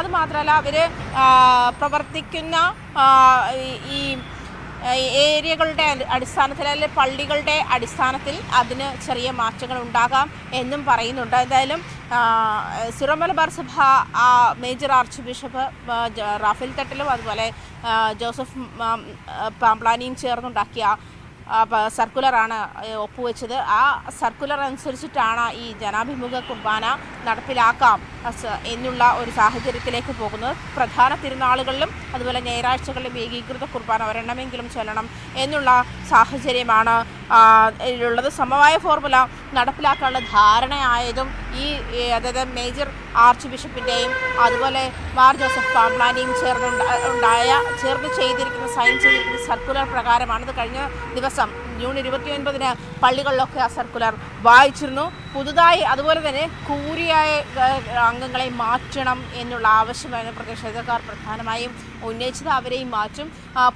അവർ പുതിയ ചുമതലകളിലേക്ക് മാറും. മാത്രമല്ല പുതിയ കൂരിയ ഇന്ന് ചുമതല ഏൽക്കുകയും ചെയ്യുമെന്നും അറിയിച്ചിട്ടുണ്ട്. അതുപോലെ സിറോ മലബാർ സഭാസ്ഥാനമായ കാക്കനാട് മൗണ്ട് സെന്റ് തോമസിൽ സഭാ ദിനാഘോഷവും ഇന്ന് ഒരുക്കിയിട്ടുണ്ട്. അതായത് ദുക്രാന തിരുനാളായി ആചരിക്കുന്ന ദിവസമാണ് ഇന്ന്. ഈ ദിവസം ദുക്രാന തിരുനാളായി ആചരിക്കുന്ന ദിവസം ആയതുകൊണ്ട് തന്നെ ഇന്ന് സഭാ ദിനാഘോഷവും ഏർപ്പാടാക്കിയിട്ടുണ്ട്. ഇന്ന് സഭാ ദിനാഘോഷവും ആചരിക്കുന്നുണ്ട് ഈ സിറോ മലബാർ സഭയുടെ ആസ്ഥാനത്ത് വെച്ച്. അതുപോലെ major arch bishop Raphael Thattil ഈ ചടങ്ങുകൾക്ക് നേതൃത്വം നൽകുകയും ചെയ്യും. ആര്യ. ഓക്കെ, ആജ്ഞ രവീന്ദ്രനാണ് വിശദാംശങ്ങൾ പങ്കുവച്ചത്. വിദേശ സന്ദർശനത്തിന്റെ ഭാഗമായി ഘാനയിലെത്തിയ പ്രധാനമന്ത്രി ഒരു ദിവസം കൂടി അവിടെ തുടരും. 2 ദിവസത്തെ സന്ദർശനത്തിനാണ് അദ്ദേഹം അവിടെ എത്തിയിരിക്കുന്നത്. വളരെ ഊഷ്മളമായ സ്വീകരണമാണ് അദ്ദേഹത്തിന് ഘാനയിൽ ലഭിച്ചത്. 30 വർഷങ്ങൾക്ക് ശേഷമാണ് ഒരു ഇന്ത്യൻ പ്രധാനമന്ത്രി ഘാനയിൽ എത്തിയത്. പിന്നാലെ ട്രിനിഡാഡ് ആൻഡ് ടുബാഗോയിൽ മോദിയെത്തും. 26 വർഷങ്ങൾക്ക് ശേഷമാണ് ഒരു ഇന്ത്യൻ പ്രധാനമന്ത്രി ട്രിനിഡാഡ് ആൻഡ് ടുബാഗോയിൽ സന്ദർശിക്കാൻ എത്തുന്നത്. തുടർന്ന് ഈ മാസം 6, 7 തീയതികളിൽ ബ്രസീലിലെ റിയോയിൽ നടക്കുന്ന ബ്രിക്സ് ഉച്ചകോടിയിൽ പങ്കെടുക്കും. 9-ന് നമീബിയയിലേക്ക് പോകും. സന്ദർശനത്തിൽ പ്രധാനപ്പെട്ട ധാരണാപത്രങ്ങൾ പ്രധാനമന്ത്രി ഒപ്പുവെക്കുമെന്ന് വിദേശകാര്യ മന്ത്രാലയം അറിയിച്ചിട്ടുണ്ട്. വിവരങ്ങളുമായി MG മിഥുൻ നമുക്കൊപ്പം ചേരുകയാണ്. Mithun, good morning. പ്രധാനപ്പെട്ട കരാറുകളിലൊക്കെ ഒപ്പുവെക്കും എന്നുള്ളതാണ് അറിയിച്ചിട്ടുള്ളത് വിദേശകാര്യ മന്ത്രാലയം. എങ്ങനെയാണ് ആ കരാറുകളുമായി ബന്ധപ്പെട്ട കൂടുതൽ വിശദാംശങ്ങൾ? ബ്രിക്സ് ഉച്ചകോടിയിൽ പങ്കെടുക്കുന്നുണ്ട്, അതുമായി ബന്ധപ്പെട്ട വിവരങ്ങൾ. Arya, good morning. എന്തായാലും പ്രധാനമന്ത്രി നരേന്ദ്രമോദിയുടെ 5 വിദേശ രാജ്യങ്ങളിലുള്ള സന്ദർശനം തുടരുകയാണ്. ഇന്നലെയാണ് അദ്ദേഹം ഘാനയിലെത്തിയത്. ഘാനയിൽ വളരെ ഊഷ്മളമായ സ്വീകരണമാണ് പ്രധാനമന്ത്രിക്ക് ലഭിച്ചത്. കാരണം ഘാന പ്രസിഡന്റ് ജോൺ മനാമ നേരിട്ട് വിമാനത്താവളത്തിലെത്തിയാണ് പ്രധാനമന്ത്രിയെ സ്വീകരിക്കുകയും ഒപ്പം തന്നെ പിന്നീട് അത്താഴ വിരുന്നൊക്കെ പങ്കെടുക്കുകയും ചെയ്ത് പ്രധാനപ്പെട്ട രാഷ്ട്രതലവന്മാരുമായും ഒപ്പം തന്നെ നേതാക്കളുമായും മോദി കഴിഞ്ഞ ദിവസം കൂടിക്കാഴ്ച നടത്തുകയും 4 പ്രധാനപ്പെട്ട കരാറുകളിൽ ഏർപ്പെടുകയും ചെയ്തു. ഈ രാജ്യങ്ങൾ തമ്മിൽ ഒപ്പുവെക്കുകയും ചെയ്തു. ആഫ്രിക്കയുമായി കൂടുതൽ വ്യാപാര ബന്ധങ്ങൾ ശക്തിപ്പെടുത്തേണ്ട ആവശ്യകതയെക്കുറിച്ച് ഈ രാജ്യങ്ങളും തമ്മിൽ ചർച്ച ചെയ്തു. ഒപ്പം തന്നെ സാങ്കേതിക വിദ്യയിൽ ഒക്കെ തന്നെ കൂടുതൽ ബന്ധം ഉറപ്പിക്കുന്നതിന് വേണ്ടി ഈ രാജ്യങ്ങളും തമ്മിൽ കൂടുതൽ നയതന്ത്ര തലത്തിലേക്ക് കാര്യങ്ങൾ പോകേണ്ടതായിട്ടുണ്ട്. അത് സംബന്ധിച്ചുള്ള കരാറുകളിലൊക്കെ ഒപ്പുവെച്ചതായിട്ടാണ് നമുക്ക് മനസ്സിലാക്കാൻ സാധിക്കുന്നത്. അങ്ങനെ 4 കരാറുകളിൽ ഈ രാജ്യങ്ങളും തമ്മിൽ ഒപ്പുവെച്ചു. ഒപ്പം തന്നെ നേരത്തെ G7 ഉച്ചകോടിയുമായി ബന്ധപ്പെട്ട് അദ്ദേഹം കാനഡയിലൊക്കെ പോയതുപോലെ തന്നെ അവിടെയൊക്കെ ഈ ഭീകരവാദത്തിനെതിരായ സന്ധിയില്ലാത്ത പോരാട്ടം തുടരുമെന്നുള്ള കാര്യം അദ്ദേഹം അറിയിക്കുകയും ചെയ്തതാണ്. അതേ രീതിയിലുള്ള നിലപാട് ഈ ഘാന പ്രസിഡന്റുമായി നടത്തിയ കൂടിക്കാഴ്ചയിലും അതേ രീതിയിൽ ഒപ്പം ചേർന്നുകൊണ്ട് സംയുക്തമായി മുന്നോട്ട് പോകണമെന്നുള്ള നിർദ്ദേശം അദ്ദേഹം മുന്നോട്ട് വെച്ചു. ഈ ഒരു ഇരട്ടത്താപ്പ് മറ്റ് വിദേശ രാജ്യങ്ങളിൽ പല കോണുകളിൽ നിന്ന് ഇത്തരത്തിൽ ഭീകരവാദത്തിനെതിരെ ഒരു ഇരട്ടത്താപ്പ് നടക്കുന്നത് പതിവായി കാണാറുണ്ട്. പക്ഷേ അത്തരത്തിലുള്ളൊരു നിലപാടുണ്ടാകാൻ പാടില്ല എന്നടക്കമുള്ള കാര്യങ്ങൾ കൂടി അദ്ദേഹം ഈ കൂടിക്കാഴ്ചയിൽ മുന്നോട്ട് വെച്ചതായാണ് നമുക്ക് മനസ്സിലാക്കാൻ സാധിക്കുന്നത്. അങ്ങനെ ഘാന പ്രസിഡന്റുമായി നടത്തിയ കൂടിക്കാഴ്ചയിൽ വ്യാപാര കരാറുകൾ അടക്കം, അതായത് ഇന്ത്യ പാകിസ്ഥാൻ പാകിസ്ഥാൻ സംഘർഷവുമായി ബന്ധപ്പെട്ട് ഉയർന്നു വന്നിട്ടുള്ള പ്രശ്നങ്ങൾ അതടക്കം ചൂണ്ടിക്കാണിച്ചുകൊണ്ട് വിദേശ രാജ്യങ്ങളിലുള്ള സന്ദർശനങ്ങളിൽ കൂടുതൽ പിന്തുണ ഊട്ടിയുറപ്പിക്കുക എന്നുള്ള ലക്ഷ്യമാണ് ഇന്ത്യ മുന്നോട്ട് വയ്ക്കുകയും ചെയ്തത്. അതിൻ്റെ അടിസ്ഥാനത്തിലാണ് അദ്ദേഹം ആദ്യ സന്ദർശനത്തിൽ, അതായത് ഘാനയിൽ അദ്ദേഹത്തിൻ്റെ പ്രധാനമന്ത്രി ആയതിനു ശേഷമുള്ള ആദ്യ സന്ദർശനമാണ്. 30 വർഷത്തിന് ശേഷമാണ് ഒരു ഇന്ത്യൻ പ്രധാനമന്ത്രി ഘാന സന്ദർശിക്കുകയും ചെയ്തത്. അങ്ങനെ ഊഷ്മളമായ വരവേൽപ്പാണ് നൽകിയത്. ഇന്ന് വൈകിട്ട് ഇന്ത്യൻ സമയം 3:30 അദ്ദേഹം ഘാനയിലെ പാർലമെന്റിൽ അദ്ദേഹം അഭിസംബോധന ചെയ്ത് സംസാരിക്കും. അതിനു മുമ്പ് മലയാളി സമൂഹത്തെ അഭിസംബോധന ചെയ്തുകൊണ്ട് പ്രധാനമന്ത്രി സംസാരിക്കുകയും ചെയ്യും. വൈകിട്ട് ഇന്ത്യൻ സമയം 5 മണിക്ക് ശേഷം അദ്ദേഹം അവിടെ നിന്ന് ട്രിനിഡാഡ് ആൻഡ് ടൊബാഗോ എന്ന രാജ്യത്തേക്ക് പോവുകയും ചെയ്യും. അവിടെയും സമാനമായ രീതിയിൽ രാജ്യത്തെ പ്രതിനിധികളുമായും ഒപ്പം തന്നെ രാഷ്ട്രത്തലവന്മാരുമായി അദ്ദേഹം കൂടിക്കാഴ്ച നടത്തുകയും സുപ്രധാന കരാറുകളിൽ ഏർപ്പെടുകയും ചെയ്യും. 5 മുതൽ 8 വരെയാണ് അദ്ദേഹം ബ്രസീലിലേക്ക് പോവുക. ബ്രസീലിലാണ് ബ്രിക്സ് ഉച്ചകോടി നടക്കുക. അവിടെയും ഭീകരവാദത്തിനെതിരായ സന്ധിയില്ലാത്ത പോരാട്ടം തുടരുമെന്നുള്ള കാര്യത്തിൽ ഈ ബ്രിക്സ് ഉച്ചകോടിയിലും പ്രധാനമന്ത്രി നരേന്ദ്രമോദി ഈ വിഷയങ്ങൾ ഉന്നയിക്കുകയും ചെയ്യും. മറ്റു സുപ്രധാനമായ കരാറുകളിൽ ഏർപ്പെടുകയും ചെയ്യും. തീർച്ചയായും MJ മിഥുനാണ് വിശദാംശങ്ങളുമായി നമുക്കൊപ്പം ചേർന്നത്. ഗാസയിൽ ഉടൻ വെടിനിർത്തൽ എന്ന അമേരിക്കൻ പ്രസിഡന്റ് ഡൊണാൾഡ് ട്രംപിന്റെ പ്രഖ്യാപനത്തിന് പിന്നാലെ ആക്രമണം ശക്തമാക്കി ഇസ്രായേൽ. GHF സഹായ വിതരണ കേന്ദ്രങ്ങളിൽ എത്തുന്നവർക്ക് നേരെ ഇസ്രായേൽ നടത്തിയ വെടിവയ്പിൽ 600-ൽ കൂടുതൽ പലസ്തീനികളാണ് കൊല്ലപ്പെട്ടത്. യുദ്ധാനന്തര ഗാസയിൽ ഹമാസ് ഉണ്ടാകില്ലെന്ന് ഇസ്രായേൽ പ്രധാനമന്ത്രി ബെഞ്ചമിൻ നെതന്യാഹു വ്യക്തമാക്കി. ഗാസയിലെ സംഘർഷം അവസാനിപ്പിക്കുകയും ഇസ്രായേൽ സേനയെ മേഖലയിൽ നിന്ന് പിൻവലിക്കുന്നത് ഉറപ്പാക്കുകയും ചെയ്യുന്ന കരാറാണ് ഹമാസ് ലക്ഷ്യമിടുന്നത്. അഭിലാഷ് രാധാകൃഷ്ണൻ കൂടുതൽ വിവരങ്ങളുമായി ചേരുകയാണ്. അഭിലാഷ്, ഈ സമാധാനം ഉടനടി പുലരും എന്നുള്ള വലിയ ആത്മവിശ്വാസത്തിലായിരുന്നു സമാധാനം ആഗ്രഹിക്കുന്ന എല്ലാ മനുഷ്യരും ഉണ്ടായിരുന്നത്. പക്ഷേ ഈ കരാറിനെ കുറിച്ചുള്ള ഒരു പ്രഖ്യാപനം ട്രംപിന്റെ ഭാഗത്ത് നിന്ന് വന്നതിന് തൊട്ടു പിന്നാലെ ഇത്തരത്തിൽ വലിയൊരു മനുഷ്യവിരുദ്ധമായിട്ടുള്ള ഒരു ആക്രമണം തന്നെയാണല്ലോ ഇസ്രായേലിന്റെ ഭാഗത്ത് നിന്ന് ഉണ്ടായിട്ടുള്ളത്. ആര്യ, ഇപ്പോൾ ദിവസേന ഒരു ശരാശരി 100 പേര് ഗാസയിൽ കൊല്ലപ്പെടുന്ന തരത്തിലുള്ള ആക്രമണങ്ങളാണ് ഇസ്രായേലിൻ്റെ ഭാഗത്തു നിന്നുണ്ടാവുന്നത്. അതായത് ഈ വെടിനിർത്തൽ കരാർ നിലവിൽ വരാൻ പോകുന്നു. അതായത് അമേരിക്കയുടെ നേതൃത്വത്തിൽ ഒരു പ്രപ്പോസൽ ഉണ്ടാക്കുന്നു. ആ പ്രപ്പോസൽ ഇസ്രായേൽ അംഗീകരിക്കുന്നു. ഇസ്രായേൽ ഈ പ്രപ്പോസൽ അംഗീകരിച്ചതിന് ശേഷം ഇനി അടുത്തത് ഹമാസിൻ്റെ ഊഴമാണ്. അതായത് ഈ വെടിനിർത്തൽ കരാർ അംഗീകരിക്കണമോ, അതിലെ മാനദണ്ഡങ്ങൾ എന്തൊക്കെയാണ്, എന്തൊക്കെ കാര്യങ്ങൾ മുന്നോട്ട് വച്ചിട്ടാണ് ഇത്തരത്തിൽ അമേരിക്കയും ഇസ്രായേലും ഒരു വെടിനിർത്തൽ കരാർ മുന്നോട്ട് വച്ചത്. ഇസ്രായേൽ അതിൻ്റെ ഏറ്റവും പ്രധാനപ്പെട്ട കാര്യം, സാധാരണയായി ഇത്തരത്തിൽ ഇതിനു മുമ്പുള്ള വെടിനിർത്തൽ കരാറുകൾ നിലവിൽ വരുമ്പോൾ അല്ലെങ്കിൽ വെടിനിർത്തൽ കരാറുമായിട്ടുള്ള പ്രപ്പോസൽ മുന്നോട്ട് വയ്ക്കുമ്പോൾ ഇസ്രായേലാണ് ആദ്യം അംഗീകരിക്കാതിരുന്നത്. എന്നാൽ ഇത്തവണ പതിവിന് വിപരീതമായി ആദ്യം കരാർ അംഗീകരിച്ചത് ഇസ്രായേലാണ്. അതിനുശേഷമാണ് അത് ഹമാസിനെ കൈമാറുന്നത്. അപ്പോൾ ഇത്തരത്തിൽ ഹമാസ് ഇപ്പോൾ പഠിച്ചു വരികയാണ്. ഇത്തരത്തിൽ ഇവർ നിർമ്മിച്ച ഈ ഒരു കരാർ പഠിക്കുകയാണെന്നും അതിൽ ഉള്ളടക്കം എന്താണെന്ന് മനസ്സിലാക്കിയ ശേഷം കൂടുതൽ പ്രതികരണങ്ങളിലേക്ക് കടക്കാമെന്നുമാണ് ഹമാസ് ഇക്കാര്യത്തിൽ ആദ്യം പറയുന്നത്. എന്നാൽ ഹമാസ് ഒരു കാര്യം മുന്നോട്ട് വയ്ക്കുന്നത്, ഗാസയിലെ യുദ്ധം അവസാനിക്കണം. അതിന് വേണ്ടത് എന്താണോ അത് അമേരിക്കയും ഇസ്രായേലും ചെയ്യണം. അതായത് ഹമാസ് മുന്നോട്ട് വയ്ക്കുന്ന കാര്യം, ബന്ദികളെ പലസ്തീനിൽ നിന്ന് പിടിച്ചുകൊണ്ടുപോയ ബന്ദികളെ ഇസ്രായേൽ കൈമാറണം. അതുപോലെ തന്നെ ഗാസ മുനമ്പിൽ നിന്ന് ഇസ്രായേലിൻ്റെ സൈന്യം പിന്നോട്ട് പോകണം. ഇതാണ് ഹമാസിന്റെ ആവശ്യം. എന്നാൽ ഈ ഒരു ആവശ്യം ഒരു തരത്തിലും അംഗീകരിക്കില്ല എന്നുള്ള കടുത്ത നിലപാടിൽ തന്നെയാണ് ഇസ്രായേൽ ഇപ്പോഴും നിൽക്കുന്നത്. ഇപ്പോൾ ഏറ്റവും അവസാനമായി ബെഞ്ചമിൻ നെതന്യാഹു പറഞ്ഞത് ഏതെങ്കിലും തരത്തിൽ യുദ്ധം അവസാനിക്കുന്നുണ്ടെങ്കിൽ അന്നത്തോടുകൂടി തന്നെ ആ ദിവസമായിരിക്കും ഹമാസിന്റെ അവസാനം. ഗാസയിലെ യുദ്ധം അവസാനിച്ചതിന്റെ ആ നിമിഷം മുതൽ ലോകത്ത് ഹമാസ് പിന്നീട് ഉണ്ടാകില്ല, ഹമാസിന്റെ മിച്ചം പോലും ഉണ്ടാകില്ല എന്നുള്ള തരത്തിലൊരു പ്രതികരണമാണ് ഇസ്രായേലിന്റെ ഭാഗത്തുനിന്നുണ്ടായിരിക്കുന്നത്. അപ്പോൾ ഇത്തരത്തിലൊരു നെഗോഷിയേഷൻ നടക്കുന്ന സമയത്ത് ഇത്തരത്തിൽ ഒരു പ്രകോപനപരമായിട്ടുള്ള നിലപാടാണ് ഇസ്രായേലിന്റെ ഭാഗത്തുനിന്നുണ്ടാകുന്നത്. അതേസമയം തന്നെ ഇസ്രായേലിന്റെ മറ്റ് ഉദ്യോഗസ്ഥർ പറയുന്നത് ഇത്തരത്തിൽ ഇപ്പോൾ നിലവിൽ വരുന്ന വെടിനിർത്തൽ കരാർ, അത് ഇപ്പോൾ ഇവർ കൊണ്ടുവന്ന വെടിനിർത്തൽ കരാർ നിലവിൽ വരാൻ സമയമെടുക്കുകയാണെങ്കിൽ അതിന് സമയം എടുക്കാൻ ഹമാസ് കാരണമാവുന്നുണ്ടെങ്കിൽ കനത്ത ആക്രമണങ്ങൾ ഈ ഗാസയിൽ ഉണ്ടാവും. ഇതുവരെ ഉണ്ടായതുപോലെയല്ല, ഇനിയും കൂടുതൽ ആക്രമണങ്ങൾ ഉണ്ടാകുമെന്നുള്ള ഒരു മുന്നറിയിപ്പാണ് ഇസ്രായേലിന്റെ ഭാഗത്ത് നിന്ന് ഇപ്പോൾ വരുന്നത്. അതിനൊരു തുടക്കം എന്ന തരത്തിൽ വേണമെങ്കിൽ കഴിഞ്ഞ ദിവസം ഈ നടന്ന ആക്രമണത്തെ നമുക്ക് കണക്കാക്കാം അല്ലെ? ഈ ഹമാസ് എത്രത്തോളം വേഗത്തിൽ ഈ കരാറുമായി അംഗീകരിക്കപ്പെടുന്നു എന്നതനുസരിച്ചിരിക്കും ഇസ്രായേൽ ആക്രമണം കടുപ്പിക്കുന്നതും ലഘൂകരിക്കുന്നതും. അതിനപ്പുറം ഇസ്രായേലിനെ സംബന്ധിച്ച് നമുക്കറിയാം, അവരുടെ ഏറ്റവും വലിയ ഒരു ആശങ്ക നിലനിൽക്കുന്നത് ഒരൊറ്റ കാര്യത്തിലാണ്, ഹമാസിന്റെ കയ്യിലുള്ള ഇസ്രായേലി ബന്ദികളെ സംബന്ധിച്ച്.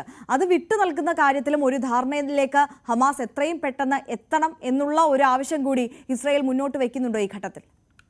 ആര്യ, നമുക്കറിയാം കഴിഞ്ഞ ഞായറാഴ്ചയാണ് American president Donald Trump truth social എന്ന അദ്ദേഹത്തിൻ്റെ ഒരു സമൂഹ മാധ്യമ പോസ്റ്റിൽ കുറിച്ചിരിക്കുന്നത് ഇങ്ങനെയാണ്. അതായത് ഗാസയിലെ യുദ്ധം എത്രയും പെട്ടെന്ന് അവസാനിക്കണം, ബന്ദികളെ പരസ്പരം വിട്ടു നൽകണം, ഇത് ഇനി നീട്ടിക്കൊണ്ട് പോകാൻ കഴിയില്ല എന്ന് ഇസ്രായേലിനെയും ഹമാസിനെയും സൂചിപ്പിച്ചുകൊണ്ട് ട്രംപ് പറഞ്ഞത് ഈ കഴിഞ്ഞ ഞായറാഴ്ചയാണ്. അതിൻ്റെ തലേ ദിവസം മുതൽ അതിശക്തമായ ആക്രമണമാണ് ഇസ്രായേൽ ഗാസയിൽ നടത്തുന്നത്. ദിവസേന 100 പേരടക്കം കൊല്ലപ്പെടുന്ന തരത്തിലാണ് ആക്രമണങ്ങൾ നടക്കുന്നത്. അതായത് ഒരു വെടിനിർത്തൽ കരാറിലേക്ക് ഈ കടക്കാനിരിക്കുന്ന ഒരു സാഹചര്യത്തിൽ അതിൻ്റെ ഏറ്റവും ശക്തമായ രീതിയിലുള്ള ആക്രമണങ്ങൾ നടത്തി വെടിനിർത്തൽ കരാർ നിലവിൽ വരുമ്പോൾ തങ്ങളുടെ ശത്രുവിനെ പൂർണ്ണമായും ഇല്ലാതാക്കി എന്ന് ഉറപ്പുവരുത്താനുള്ള നീക്കമാണ് ഇസ്രായേലിൻ്റെ ഭാഗത്തു നിന്നുണ്ടാകുന്നത് എന്ന് വേണം കരുതാൻ. കാരണം ഈ കഴിഞ്ഞ ദിവസങ്ങളിൽ അവിടുത്തെ ഒരു കഫേൽ, അൽ ബഖ കഫ്റ്റീരിയയിൽ, അതുപോലെ തന്നെ സ്കൂളിൽ, അതുപോലെ ഈ അഭയാർത്ഥി കേന്ദ്രങ്ങളിൽ കഴിയുന്ന ആൾക്കാർക്ക് ഭക്ഷണം എത്തിക്കുന്ന ശാലകളിൽ, ഇവിടെയൊക്കെ ആക്രമണം നടത്തി. അതായത് ഇനി ഒരു തരത്തിലും ഗാസ എന്ന് പറയുന്ന ഒരു നഗരത്തിൽ മനുഷ്യ ജീവനുകൾ അല്ലെങ്കിൽ ഇസ്രായേലിനെതിരായി ചിന്തിക്കുന്ന മനുഷ്യരുള്ള ഒരാളും അവിടെ അവശേഷിക്കരുത് എന്നൊരു നിർബന്ധ ബുദ്ധി ബെന്യാമിൻ നെതന്യാഹുവിനുള്ള തരത്തിലാണ് ഇപ്പോൾ ആക്രമണങ്ങൾ നടക്കുന്നത്. ഈ ഒരു സാഹചര്യത്തിൽ ഇപ്പോൾ അമേരിക്കൻ പ്രസിഡന്റിനെ ഈ വരുന്ന അടുത്ത ആഴ്ച മിക്കവാറും തിങ്കളാഴ്ചയായിരിക്കും ബെഞ്ചമിൻ നെതന്യാഹു കാണാനിരിക്കുന്ന ഒരു സാഹചര്യമുണ്ട്. അപ്പോൾ ആ ദിവസങ്ങളിൽ അടുത്ത ആഴ്ച തന്നെ ഈ വെടിനിർത്തൽ കരാറുമായി ബന്ധപ്പെട്ട് സുപ്രധാന പ്രഖ്യാപനങ്ങൾ ഉണ്ടാകാനുള്ള ഒരു സാഹചര്യമുണ്ട്. അതിനു മുമ്പ് തന്നെ ഹമാസിന്റെ കേന്ദ്രങ്ങളെയും അതുപോലെ ഹമാസിനെ അനുകൂലിക്കുന്ന ആൾക്കാരെയും നശിപ്പിക്കുക എന്നുള്ള ഒരു നീക്കത്തിലേക്കാണ് ഇപ്പോൾ ബെന്യാമിൻ നെതന്യാഹു കടക്കുന്നത്. എന്തായാലും ഇപ്പോൾ ഇന്ന് കഴിഞ്ഞ ദിവസം 111 പേരാണ് അവിടെ കൊല്ലപ്പെട്ടത്. അതിൽ ഒരുപാട് പേർ, 400ഓളം പേരുടെ വീടുകളും നഷ്ടമായിട്ടുണ്ട്. അവിടുത്തെ ഒരു കെട്ടിടങ്ങളും സമുച്ചയങ്ങളും അതുപോലെ തന്നെ അവിടുത്തെ വ്യാപാര സ്ഥാപനങ്ങളും കഫറ്റീരിയം അടക്കം നശിപ്പിച്ച് ഒരു സമ്പൂർണ്ണമായി തകർക്കുന്ന തരത്തിലേക്കാണ് ഇപ്പോൾ ഇസ്രായേലിൻ്റെ നടപടികൾ മുന്നോട്ട് പോകുന്നത്. ഈ ഒരു ഇപ്പോൾ കഴിഞ്ഞ ദിവസം തന്നെ ബെന്യാമിൻ നെതന്യാഹുവിൻ്റെ മുഖ്യ ഉപദേശകൻ ഡോൺ ഡെർമറുമായിട്ട് വാഷിംഗ്ടണിൽ ഡൊണാൾഡ് ട്രംപ് കൂടിക്കാഴ്ച നടത്തിയിരുന്നു. ആ സമയത്തും ഇരുവരും കൂടിക്കാഴ്ച നടത്തിയതിനു ശേഷം അമേരിക്ക പുറത്തുവിട്ടത് ഇത്തരത്തിൽ വെടിനിർത്തൽ കരാറിന് വേണ്ടിയിട്ടുള്ള ശക്തമായ ശ്രമങ്ങൾ നടക്കുകയാണ്. ഈ ഒരു സാഹചര്യത്തിൽ എത്രയും വേഗം തന്നെ ഒരു വെടിനിർത്തൽ കരാർ രംഗത്ത് വരും. 60 ദിവസം നീണ്ട കരാറായിരിക്കും വരിക.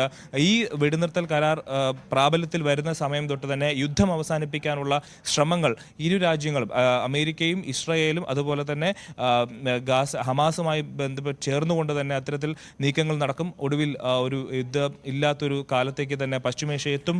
അഭിലാഷ്, ഇന്നലെ ട്രംപ് പ്രഖ്യാപിച്ചത് ശാശ്വതമായ ഒരു സമാധാനം പുനഃസ്ഥാപിക്കപ്പെടും അവിടെ എന്നുള്ളതാണ്. അതിന് മുന്നോടിയായിട്ടാണ് ഈ 60 ദിവസത്തെ വെടിനിർത്തൽ കരാറിലേക്ക് കടക്കുന്നത് എന്നത്. ആ പ്രഖ്യാപനം വന്നതിന് ശേഷം മറ്റ് ലോകരാജ്യങ്ങളൊക്കെ ഈ വിഷയത്തോട് ഏത് തരത്തിലാണ് പ്രതികരിക്കുന്നുണ്ടോ? അതോടൊപ്പം ട്രംപ് സൂചിപ്പിച്ച ഒരു കാര്യമുണ്ട്, ഈ സമവായ നീക്കത്തിൽ ഖത്തറും ഈജിപ്തും ഒരേപോലെ നിർദ്ദേശങ്ങൾ മുന്നോട്ട് വെക്കണം എന്നുള്ളത്. മറ്റ് അറബ് രാഷ്ട്രങ്ങളൊക്കെ ഈ വെടിനിർത്തൽ കരാറുമായി ബന്ധപ്പെട്ടിട്ടുള്ള പ്രതികരണങ്ങൾ നടത്തിയിട്ടുണ്ടോ? എത്രയും വേഗം, അതായത് അറബ് രാജ്യങ്ങളടക്കം UK, ഫ്രാൻസ്, ജർമ്മനി തുടങ്ങിയ രാജ്യങ്ങളടക്കം, ഇന്ത്യ അടക്കം വെടിനിർത്തൽ എത്രയും വേഗം നിലവിൽ വരണം, ഗാസയിലെ ആക്രമണങ്ങൾ എത്രയും വേഗം നിർത്തണം എന്നുള്ള ഒരു നിലപാട് തന്നെയാണ് സ്വീകരിക്കുന്നത്. ഇപ്പോൾ UAE ആയാലും ശരി, ഖത്തർ ആയാലും ശരി, ഖത്തറും ഈജിപ്തുമാണ് സത്യം പറഞ്ഞാൽ ഈ ഒരു വെടിനിർത്തൽ കരാറുമായി ബന്ധപ്പെട്ടുള്ള ചർച്ചകൾ മുന്നോട്ട് നയിക്കാൻ അമേരിക്കയ്ക്കൊപ്പം നിൽക്കുന്നത്. ഇതിനു മുമ്പ് ഈ വർഷം തുടക്കം തന്നെ ഒരു വെടിനിർത്തൽ കരാർ രംഗത്ത് നിലവിൽ വന്നിരുന്നതാണ്. ഏതാണ്ട് 60 ദിവസത്തോളം നീണ്ടു നിൽക്കുന്ന ഒരു വെടിനിർത്തൽ കരാർ നിലവിൽ വന്നു. അതിനുശേഷം അവിടെ ആളുകൾ ആഘോഷിക്കാൻ തുടങ്ങി. അത്തരത്തിൽ പരസ്പരം മധുരം നൽകുകയും സ്വന്തം വീടുകളിലെത്തിയതും ഒരുപാട് ഹോസ്റ്റേജസിന് അന്ന് ഇസ്രായേൽ വിട്ടു നൽകുകയും ചെയ്തിരുന്നു. ഈ ഒരു സാഹചര്യത്തിൽ അതിന് ആ ഒരു വെടിനിർത്തൽ കരാർ നിലവിൽ വന്ന് ദിവസങ്ങൾക്കൊക്കെ തന്നെ വീണ്ടും ആക്രമണങ്ങൾ തുടങ്ങിയ ഒരു സാഹചര്യം ഉണ്ടായിരുന്നു. ആ ഒരു സാഹചര്യം ഉണ്ടാവാതിരിക്കാനുള്ള ശക്തമായ നടപടികൾ ഇത്തവണ ഉണ്ടാവണം. ഇത്തവണത്തെ വെടിനിർത്തൽ കരാർ നിലവിൽ വരുമ്പോൾ വീണ്ടും അത് ലംഘിക്കപ്പെടുന്ന ഒരു സാഹചര്യം ഉണ്ടാകാതിരിക്കാനുള്ള ശ്രമങ്ങൾ അമേരിക്കയുടെയും ഇസ്രായേലിന്റെ ഭാഗത്തുനിന്ന് ഉണ്ടാവണമെന്ന് ലോകരാജ്യങ്ങളെല്ലാം ആവശ്യപ്പെടുന്നുണ്ട്. ഈ ഒരു സാഹചര്യത്തിൽ അതുപോലെ തന്നെ ഇപ്പോൾ ഇസ്രായേലിൻ്റെ ഭാഗത്തു നിന്ന് അവർക്ക് ഏറ്റവും പ്രധാനമായും വേണ്ടത്, അവർക്ക് ഇപ്പോൾ നിലവിൽ ഹമാസിൻ്റെ കയ്യിലുള്ള ഇസ്രായേലി ബന്ദികളെ എത്രയും വേഗം വിട്ടു നൽകണമെന്നുള്ളതാണ്. അത് വിട്ടു നൽകിയതിന് ശേഷം മാത്രമേ ഇത്തരത്തിൽ ഒരു വെടിനിർത്തൽ കരാറിലേക്ക് എത്തൂ. ഇപ്പോഴത്തെ നമ്മൾ മനസ്സിലാവുന്നതനുസരിച്ച് ഏറ്റവും പുതിയ പ്രപ്പോസലിൽ അത് തന്നെയാണ് ഇസ്രായേൽ ആവശ്യപ്പെടുന്നത്. ആദ്യം ഇസ്രായേലിൻ്റെ ബന്ദികളെ ഹമാസ് വിട്ടു നൽകണം, പിന്നാലെ ഹമാസിൻ്റെ ബന്ദികളെ ഇസ്രായേലും വിട്ടു നൽകും, പലസ്തീനിൽ നിന്ന് പിടിച്ചെടുത്ത ബന്ദികളെ ഇസ്രായേലും വിട്ടു നൽകും എന്നുള്ളതാണ് അതിൽ കാണുന്നത്. അപ്പോൾ ഈ ഒരു സംഭവത്തിൽ ആരും കടുംപിടുത്തം പിടിക്കാതെ രണ്ടുപേരും ഒരേപോലെ നിന്ന് അതിൽ അമേരിക്കയുടെ മധ്യസ്ഥതയിൽ കാര്യങ്ങൾ കൃത്യമായി നടത്തി വെടിനിർത്തൽ ഉണ്ടാകണം. അതുപോലെ തന്നെ ഗാസയിലെ ജനങ്ങൾക്ക് നിലവിൽ ഇപ്പോൾ അവിടെയുള്ള അഭയാർത്ഥി ക്യാമ്പുകളിലടക്കം കൃത്യമായ ഭക്ഷണം എത്തുന്നതിനും അവിടെ അവർക്ക് വേണ്ട സഹായങ്ങൾ എത്തിക്കുന്നതിനും വേണ്ട ഒരുക്കങ്ങൾ ഇരു രാജ്യങ്ങളും ഇടപെട്ട് നടത്തണമെന്നുള്ള ആവശ്യങ്ങളാണ് UK, ഫ്രാൻസ്, അറബ് രാജ്യങ്ങളെല്ലാം ആവശ്യപ്പെടുന്നത്. ഈ ഒരു ഇന്ത്യ അടക്കം ആവശ്യപ്പെടുന്നുണ്ട്. ആര്യ, തീർച്ചയായും. അഭിലാഷ് രാധാകൃഷ്ണനാണ് വിശദാംശങ്ങളുമായി ചേർന്നത്. റഷ്യയുമായുള്ള ബന്ധത്തിന്റെ പേരിൽ ഇന്ത്യക്കും ചൈനയ്ക്കുമെതിരെ വമ്പൻ നികുതി ചുമത്താനുള്ള നീക്കവുമായി US. റഷ്യയിൽ നിന്ന് ക്രൂഡ് ഓയിൽ വാങ്ങുന്നത് തടയാൻ ഇരു രാജ്യങ്ങളിൽ നിന്നുമുള്ള ഉൽപ്പന്നങ്ങൾക്ക് 500% നികുതി ചുമത്താനുള്ള നീക്കമാണ് നടക്കുന്നത്. US സെനറ്റിൽ ഇതിനുള്ള ബില്ല് കൊണ്ടുവരുമെന്നാണ് സൂചന. MG മിഥുൻ കൂടുതൽ വിവരങ്ങളുമായി ചേരുകയാണ്. മിഥുൻ, ട്രംപിന്റെ പുതിയ നീക്കങ്ങൾ ഏതൊക്കെ തരത്തിലാണ്? ഈ ചുങ്കക്കയറിൽ വരിഞ്ഞു മുറുക്കുകയാണോ ഇന്ത്യയും ചൈനയും? അതാണോ ലക്ഷ്യം വെക്കുന്നത്? ആര്യ, ഈ വ്യാപാര യുദ്ധം അത് ഒരു ഘട്ടത്തിൽ അവസാനിപ്പിച്ചു എന്ന് കരുതിയതാണ്. പക്ഷേ അത് വീണ്ടും ഉടലെടുക്കുന്നു എന്നുള്ളതാണ് നമുക്ക് ഈ ഒരു സൂചനയിലൂടെ, അല്ലെങ്കിൽ അമേരിക്കയിൽ നിന്നുള്ള ഈ സെനറ്റ് മെമ്പേഴ്സ് നൽകുന്ന വിവരങ്ങളിലൂടെ മനസ്സിലാക്കാൻ സാധിക്കുന്നത്. കാരണം അത് ഒരു പ്രധാനപ്പെട്ട കാര്യം, ഇന്ത്യയും US തമ്മിലുള്ള വ്യാപാര കരാർ സംബന്ധിച്ച് അന്തിമഘട്ടത്തിലേക്ക് നീങ്ങുന്നു എന്നുള്ള സൂചനകൾ വരുന്നതിനിടയിലാണ് ഇത്തരത്തിലൊരു തീരുമാനത്തിലേക്ക് US കടക്കുന്നു എന്നുള്ള വിവരങ്ങൾ കൂടി പുറത്തു വരുന്നത്. അതായത് റിപ്പബ്ലിക്കൻ സെനറ്റർ ലിൻഡ്സേ ഗ്രഹാം, ഒപ്പം തന്നെ ഡെമോക്രാറ്റ് സെനറ്റർ റിച്ചാർഡ് ബ്രൂമെന്തർ എന്നിവർ ചേർന്നാണ് ഇത്തരത്തിലൊരു ബില്ല് US സെനറ്റിൽ കൊണ്ടുവരുന്നത് എന്നുള്ളതാണ്. അതായത് യുക്രൈൻ യുദ്ധത്തിൽ നിന്ന് റഷ്യ പിന്തിരിപ്പിക്കാനുള്ള ഒരു നീക്കമാണ് ഇതിന് പിന്നിലെന്നാണ്. അതായത് റഷ്യയിൽ നിന്ന് ഇന്ത്യ 60% എണ്ണ വാങ്ങിക്കുന്നത് റഷ്യയിൽ നിന്നാണ്. അത് തടയാനായാൽ ഒരു പക്ഷേ യുക്രൈൻ യുദ്ധത്തിൽ നിന്ന് റഷ്യ പിന്തിരിയാൻ അത് ഒരു വഴിവെക്കും. അത് മുന്നിൽ കണ്ടുകൊണ്ടാണ് ഇത്തരത്തിലൊരു നീക്കം US-ന്റെ ഭാഗത്തുനിന്ന് ഉണ്ടാകുന്നത് എന്നുള്ളത് തന്നെയാണ് നമുക്ക് മനസ്സിലാക്കാൻ സാധിക്കുകയും ചെയ്യുന്നത്. അതുകൊണ്ട് തന്നെ ഈ ഒരു സാഹചര്യത്തിൽ 500%, അതായത് 500% നികുതി പല കാര്യങ്ങളിലും ഏർപ്പെടുത്തിക്കൊണ്ട് ഒരു നീക്കം, അത്തരത്തിലൊരു ബില്ല് പാസ്സാക്കിയെടുക്കാനുള്ളൊരു നീക്കമാണ് ഇപ്പോൾ US സെനറ്റ് തീരുമാനിക്കാൻ പോകുന്നത്. അങ്ങനെ ഒരു ബില്ല് ഉടൻ തന്നെ, അതായത് അടുത്ത മാസം ചേരുന്ന സെനറ്റ് യോഗത്തിൽ ഈ ബില്ല് വരുമെന്നാണ് നമുക്ക് മനസ്സിലാക്കാൻ സാധിക്കുകയും ചെയ്യുന്നത്. അതായത് ബില്ല് നിയമമായാൽ ഇന്ത്യയുടെ ഫാർമ, ടെക്സ്റ്റൈൽ, IT മേഖലയെ അത് വലിയ സാരമായി ബാധിക്കുകയും ചെയ്യും. റഷ്യയിൽ നിന്ന് കുറഞ്ഞ വിലയ്ക്ക് ക്രൂഡ് ഓയിൽ വാങ്ങുന്നതിൽ മുൻപന്തിയിൽ നിൽക്കുന്ന രാജ്യം കൂടിയാണ് ഇന്ത്യ. അതായത് നമുക്കറിയാം 2022 യുക്രൈൻ റഷ്യയിലേക്ക് അധിനിവേശം നടത്തി യുദ്ധം ആരംഭിച്ചതിന് ശേഷമാണ് ഏറ്റവും കൂടുതൽ എണ്ണ ഇന്ത്യ വാങ്ങിക്കുകയും ചെയ്ത് അത്തരത്തിൽ അതിൻ്റെ ഒരു ശതമാനക്കണക്ക് കൂട്ടുകയും ചെയ്തു. ആദ്യം 40% ക്രൂഡ് ഓയിലായിരുന്നു റഷ്യയിൽ നിന്ന് വാങ്ങിക്കൊണ്ടിരുന്നതെങ്കിൽ അത് പിന്നീട് 60 മുതൽ 70% ഇന്ത്യ ഉയർത്തുകയും ചെയ്തു. പാശ്ചാത്യ രാജ്യങ്ങളൊക്കെ ഇതിൽ വിമർശനമായി രംഗത്ത് വരുന്നൊരു പശ്ചാത്തലം ഉണ്ടായിരുന്നു. പക്ഷേ അതൊക്കെ തടയിട്ടുകൊണ്ട് അല്ലെങ്കിൽ അതൊന്നും തന്നെ കണ്ടില്ല എന്ന രീതിയിൽ ഇന്ത്യ എടുത്ത തീരുമാനവുമായി മുന്നോട്ട് പോകുന്ന കാര്യങ്ങളായിരുന്നു കാണാൻ സാധിക്കുകയും ചെയ്തു. നിലവിലെ സാഹചര്യത്തിൽ ഇന്ത്യക്ക് മാത്രമല്ല ചൈനയ്ക്കെതിരെയും ഇതേ രീതിയിലുള്ള വ്യാപാര യുദ്ധം നടത്താനുള്ളൊരു നീക്കമാണ് US-ന്റെ ഭാഗത്തുനിന്ന് വരുന്നത്. പക്ഷേ ഇന്ത്യയുമായി ഈ വ്യാപാര കരാർ ഏർപ്പെടാൻ നടക്കുന്നതേ ഉള്ളൂ. അതിൻ്റെ ചർച്ചകൾ അന്തിമഘട്ടത്തിലേക്ക് കടക്കുകയാണ്. പക്ഷേ ചൈനയുമായി ഇത്തരത്തിലുള്ള വ്യാപാര കരാർ ഏർപ്പെട്ട് കഴിഞ്ഞു US എന്നുള്ളതാണ്. എന്നിട്ടാണ് ഇത്രയും വലിയൊരു ചുങ്കം ചുമത്താനുള്ളൊരു നീക്കം US-ന്റെ ഭാഗത്തുനിന്ന് വരുന്നു എന്നുള്ളത് തന്നെയാണ്. എന്തായാലും നിലവിലെ സാഹചര്യത്തിൽ ഈ തീരുമാനത്തിൽ എന്ത് നടപടിയായിരിക്കും വിദേശകാര്യ മന്ത്രാലയം, ഇന്ത്യൻ വിദേശകാര്യ മന്ത്രാലയം തീരുമാനിക്കാൻ പോകുന്നത്? തുടർ ചർച്ചകൾ, അതായത് ഇന്ത്യയും US-ഉം തമ്മിലുള്ള വ്യാപാര കരാറുമായി ബന്ധപ്പെട്ടുള്ള തുടർ ചർച്ചകളിൽ ഈ വിഷയം എങ്ങനെ ചർച്ചയാകും, അതിലെന്ത് നിലപാട് ഇന്ത്യ സ്വീകരിക്കുമെന്നുള്ളതാണ്. എന്തായാലും ഓഗസ്റ്റിൽ നടക്കാൻ പോകുന്ന ഈ സെനറ്റിലാണ് ഈ ബില്ല് കൊണ്ടുവരുന്നതുമായുള്ള ബന്ധപ്പെട്ടുള്ള ചർച്ചകൾ നടക്കുന്നത്. റിപ്പബ്ലിക് പാർട്ടി മെമ്പറും ഒപ്പം തന്നെ ഡെമോക്രാറ്റിക് പാർട്ടി മെമ്പറും ഉൾപ്പെടെയുള്ളവർ ചേർന്നുകൊണ്ടാണ് ഇത്തരത്തിൽ ഈ ബില്ല് കൊണ്ടുവരുന്നത്. അതിൽ ട്രംപിന്റെ പിന്തുണയുണ്ട് എന്നുള്ളതാണ് ഏറ്റവും പ്രധാനപ്പെട്ട കാര്യം. അതിൽ അമേരിക്കയുടെ നിലപാട് ഇനി മറിച്ചാകുമോ, അല്ലെങ്കിൽ ഇന്ത്യ ഇക്കാര്യത്തിൽ എന്ത് തീരുമാനമെടുക്കും, അത് ഇന്ത്യ US വ്യാപാര കരാറിനെ ഏത് തരത്തിൽ ബാധിക്കുമെന്നൊക്കെയാണ് നമുക്ക് കണ്ടറിയേണ്ടിയിരിക്കുന്നത്. ആര്യ, തീർച്ചയായും ജി മിഥുനാണ് വിശദാംശങ്ങളുമായി ചേർന്നത്. നിയമസഭാ തെരഞ്ഞെടുപ്പ് അടുത്തിരിക്കെ ബീഹാറിൽ തെരഞ്ഞെടുപ്പ് കമ്മീഷൻ വോട്ടർ പട്ടിക അട്ടിമറിക്കുന്നുവെന്ന ഗുരുതര ആരോപണവുമായി ഇന്ത്യ സഖ്യം. വോട്ടർ പട്ടികയിൽ പേരുള്ളവർ പൗരത്വം തെളിയിക്കണമെന്നതടക്കമുള്ള നിർദ്ദേശത്തെയാണ് ചോദ്യം ചെയ്യുന്നത്. ഭരണഘടനയ്ക്ക് നേരെയുള്ള ഏറ്റവും ഹീനമായ ആക്രമണമെന്നായിരുന്നു മുഖ്യ തെരഞ്ഞെടുപ്പ് കമ്മീഷനുമായുള്ള കൂടിക്കാഴ്ചയ്ക്ക് ശേഷം ഇന്ത്യ സഖ്യ നേതാക്കൾ പ്രതികരിച്ചത്. Disenfranchisement, disempowerment is the worst attack on the basic structure of the Constitution. We gave universal adult suffrage in 1950, when countries, so-called advanced countries like USA and UK got it only in 1924 and 1928. We gave to all women, to all men, the same vote. Today, every vote counts, even if you wrongfully delete or wrongfully add a single voter. It is creating a non-level playing field. That affects elections. That affects democracy. Ragesh കൂടുതൽ വിവരങ്ങളുമായി national ഡെസ്കിൽ നിന്ന് ചേരുകയാണ്. പിൻവാതിലിലൂടെ NRC നടപ്പാക്കാനുള്ള നീക്കമെന്ന ഗുരുതര ആരോപണമല്ലേ India സഖ്യം മുന്നോട്ട് വെക്കുന്നത്? ആര്യ, രാജ്യത്ത് തന്നെ ഏറ്റവും ജനസംഖ്യയുള്ള മൂന്നാമത്തെ സംസ്ഥാനമാണ് ബീഹാർ. അവിടെ വോട്ടർമാരുടെ കണക്കെടുത്താൽ ഏതാണ്ട് അത് 7,90,00,000 വരും. ബീഹാർ നിയമസഭാ തെരഞ്ഞെടുപ്പിലേക്ക് പോവുകയാണ്. ഒക്ടോബർ നവംബർ മാസങ്ങളിലായി ബീഹാറിൽ നിയമസഭാ തെരഞ്ഞെടുപ്പ് നടക്കും. അതിന് മുന്നോടിയായുള്ള തെരഞ്ഞെടുപ്പ് കമ്മീഷന്റെ ഇപ്പോഴത്തെ നടപടികൾ അതാണ് പ്രതിപക്ഷത്തിന്റെ വലിയ പ്രതിഷേധത്തിന് ഇടയാക്കിയിരിക്കുന്നത്. പ്രത്യേകിച്ച് സ്പെഷ്യൽ ഇന്റൻസീവ് റിവ്യൂ ഇപ്പോൾ കമ്മീഷൻ ആരംഭിച്ചിട്ടുണ്ട്. ഇതിന് 2003 വോട്ടർ പട്ടികയായി അടിസ്ഥാനമാക്കിയിട്ടുള്ളത് തെരഞ്ഞെടുപ്പ് കമ്മീഷൻ. അതായത് 2003 ശേഷം വോട്ടർ പട്ടികയിൽ പേരുള്ള ആളുകളൊക്കെ തന്നെ 11 രേഖകൾ കൈമാറണം എന്ന നിർദ്ദേശമാണ് കമ്മീഷൻ പുറപ്പെടുവിച്ചിരിക്കുന്നത്. അതിൽ തന്നെ ഇന്ത്യ സഖ്യം ആരോപിക്കുന്നത് പോലെ തന്നെ പൗരത്വം തെളിയിക്കുന്ന രേഖകൾ കൈമാറണമെന്നടക്കം വിദ്യാഭ്യാസ യോഗ്യത, ഒപ്പം തന്നെ ഭൂമി സംബന്ധിച്ച രേഖകൾ തുടങ്ങിയ ഏതാണ്ട് 11 രേഖകൾ കൈമാറണം എന്ന നിർദ്ദേശമാണ് ഇപ്പോൾ കമ്മീഷൻ മുന്നോട്ട് വെച്ചത്. BLOമാർ വീടുകളിലെത്തി ഈ പരിശോധന നടക്കും. അപ്പോൾ ഈ ചുരുങ്ങിയ കാലയളവിനുള്ളിൽ ഇത്തരം നീക്കം നടത്തുന്ന നടപടിയാണ് പ്രധാനമായും ഇന്ത്യ സഖ്യ നേതാക്കൾ തന്നെ ചോദ്യം ചെയ്യുന്നത്. മാത്രവുമല്ല 2003 ശേഷം ഏതാണ്ട് 5 തെരഞ്ഞെടുപ്പുകൾ ബീഹാറിൽ നടന്നു. അപ്പോൾ അതെല്ലാം തന്നെ ഇത്തരത്തിൽ തട്ടിപ്പായിരുന്നെന്ന ചോദ്യം കൂടി കമ്മീഷൻ ഉന്നയിക്കുന്നുണ്ട്. കാരണം 7,90,00,000 വോട്ടർമാരാണ് വരുന്നത്. അതിലേതാണ്ട് 3.5 കോടിയിലധികം ആളുകൾ ഇത്തരത്തിൽ രേഖകൾ നൽകേണ്ടി വരികയും ചെയ്യുന്നു. മാത്രവുമല്ല ഇന്ത്യ സഖ്യം പ്രധാനമായി ആരോപിക്കുന്ന ഒന്ന് പ്രധാനപ്പെട്ട കാര്യം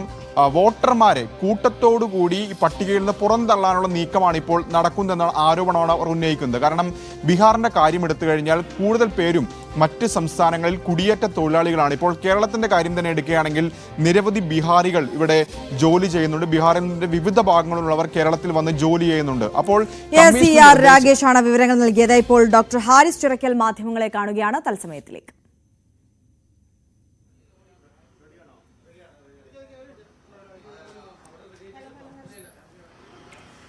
യെസ്, അല്പസമയത്തിനകം തന്നെ അദ്ദേഹം മാധ്യമങ്ങളോട് പ്രതികരിച്ചു തുടങ്ങും. ഡോക്ടർ ഹാരിസ് ചിറക്കൽ തത്സമയം.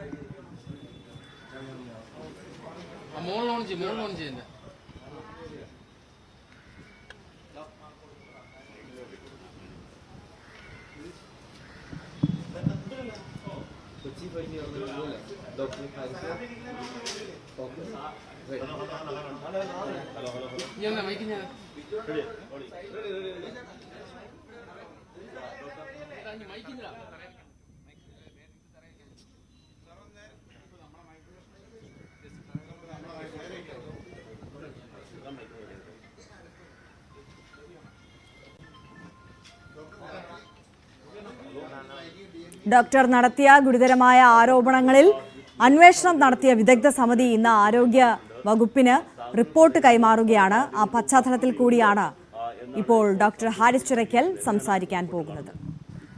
ഇന്നലെ ഞാൻ വൈകുന്നേരം 5 മണി 6 മണി വരെ ഞാൻ ഹോസ്പിറ്റലുണ്ടായിരുന്നു. എൻ്റെ ഒരു കമ്മിറ്റിക്ക് തെളിവ് കൊടുത്തുണ്ട്. തിങ്കളാഴ്ചയും ഇത് തെളിവുകളെല്ലാം കൊടുത്തിരുന്നു. ഞാൻ പറഞ്ഞ എല്ലാ പോയിന്റിനെയും അടിസ്ഥാനം ബലപ്പെടുത്തുന്ന രീതിയിലുള്ള തെളിവുകൾ ഞാൻ കൊടുത്തിട്ടുണ്ട്. അവർക്കെല്ലാവർക്കും ഫോട്ടോ കോപ്പി കൊടുത്തിരുന്നു. എൻ്റെ സഹപ്രവർത്തകരും അവർക്ക് മൊഴി കൊടുത്തത് എനിക്ക് അനുകൂലമായിട്ടാണെന്നാണ് ഞാൻ അറിയുന്നത്. അല്ല, ഞാൻ എഴുതിയിരുന്നതിലോ പറഞ്ഞതിലോ മാധ്യമങ്ങളോട് പങ്കുവച്ചതിലോ ഒരു കാര്യത്തിൽ പോലും തെറ്റ് ഇല്ല. അതിനെല്ലാം തെളിവുള്ളത് കൊണ്ടാണ് ആ തെളിവുകളെല്ലാം അന്വേഷണ സമിതി ഏൽപ്പിക്കുകയും ചെയ്തിട്ടുണ്ട്. ഇതിന്റെ ഈ പ്രൊക്യൂർമെന്റ് പ്രോസസ്സ് അത് വളരെ സങ്കീർണമാണ്, അത് ലളിതമാക്കണമെന്നൊരു ശുപാർശ കമ്മിറ്റി നൽകിയിട്ടുണ്ട്. അതെ, അതിൽ അംഗർ കമ്മിറ്റിയുടെ അവസാന ചോദ്യം അതായിരുന്നു, എന്താണ് താങ്കൾക്കുള്ള നിർദ്ദേശങ്ങൾ എന്ന്. ഞാനത് നിർദ്ദേശങ്ങൾ പറയുക മാത്രമല്ല, A4 സൈസിലുള്ള 2 പേജ്, അത് 4 പേജ് അതിനകത്ത് നിറയെ അതിന് അത്യാവശ്യമായിട്ടുള്ള കാര്യങ്ങൾ ഞാൻ എഴുതി കൊടുത്തിട്ടുണ്ട്. അത് എൻക്വയറി റിപ്പോർട്ടിൽ ഉണ്ടാവണം, അതിൻ്റെ കൂടെ അത് വെക്കണം. ഞാൻ നാളെ ഈ സർവീസിൽ ഇല്ലെങ്കിലും അത് നടപ്പിലാക്കണം എന്നുള്ളൊരു അപേക്ഷ ഞാൻ അതിനോട് കൊടുത്തിട്ടുണ്ട്. താങ്കളുടെ തുറന്ന പറച്ചിൽ കൊണ്ട് ഒരു ഗുണമുണ്ടായല്ലേ? തീർച്ചയായിട്ടും പ്രയോജനം ഉണ്ടായല്ലോ. അന്ന് സർജറി മാറ്റിവെച്ച ഓപ്പറേഷൻ മാറ്റിവെച്ച രോഗികൾ ഇന്ന് ഡിസ്ചാർജ് ചെയ്ത് പോവുകയാണ്. അവർ ഡിസ്ചാർജ് ചെയ്യുന്ന സമയത്ത് അവർ എന്നെ വന്ന് കണ്ട്, എന്നെയും എൻ്റെ സഹപ്രവർത്തകരെ കണ്ട് ഒന്ന് തൊഴുത് ഒരു പുഞ്ചിരി തന്നിട്ടാണ് പോകുന്നത്. ആ പുഞ്ചിരിയാണ് നമുക്കുള്ള ഏറ്റവും വലിയ സമ്മാനം. അതോടുകൂടി നമ്മുടെ ഈ പ്രശ്നങ്ങളെല്ലാം അതിലാണ് നമുക്ക് സമാധാനം.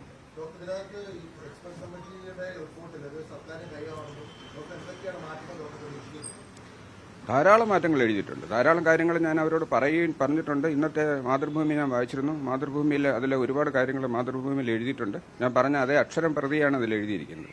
അതെല്ലാം ശരിയാണ്, അക്ഷരം പ്രതി ശരിയാണ്. ഇതിലുള്ള ഈ വികസന സമിതിയുടെയും മറ്റേ ബ്യൂറോക്രസിയുടെയും ഒരുപാട് പ്രശ്നങ്ങളുണ്ട്. അത് പലർക്കും നിയന്ത്രിക്കാൻ പറ്റാത്ത ഒരു ട്രാപ്പായിട്ട് കിടക്കുകയാണ്.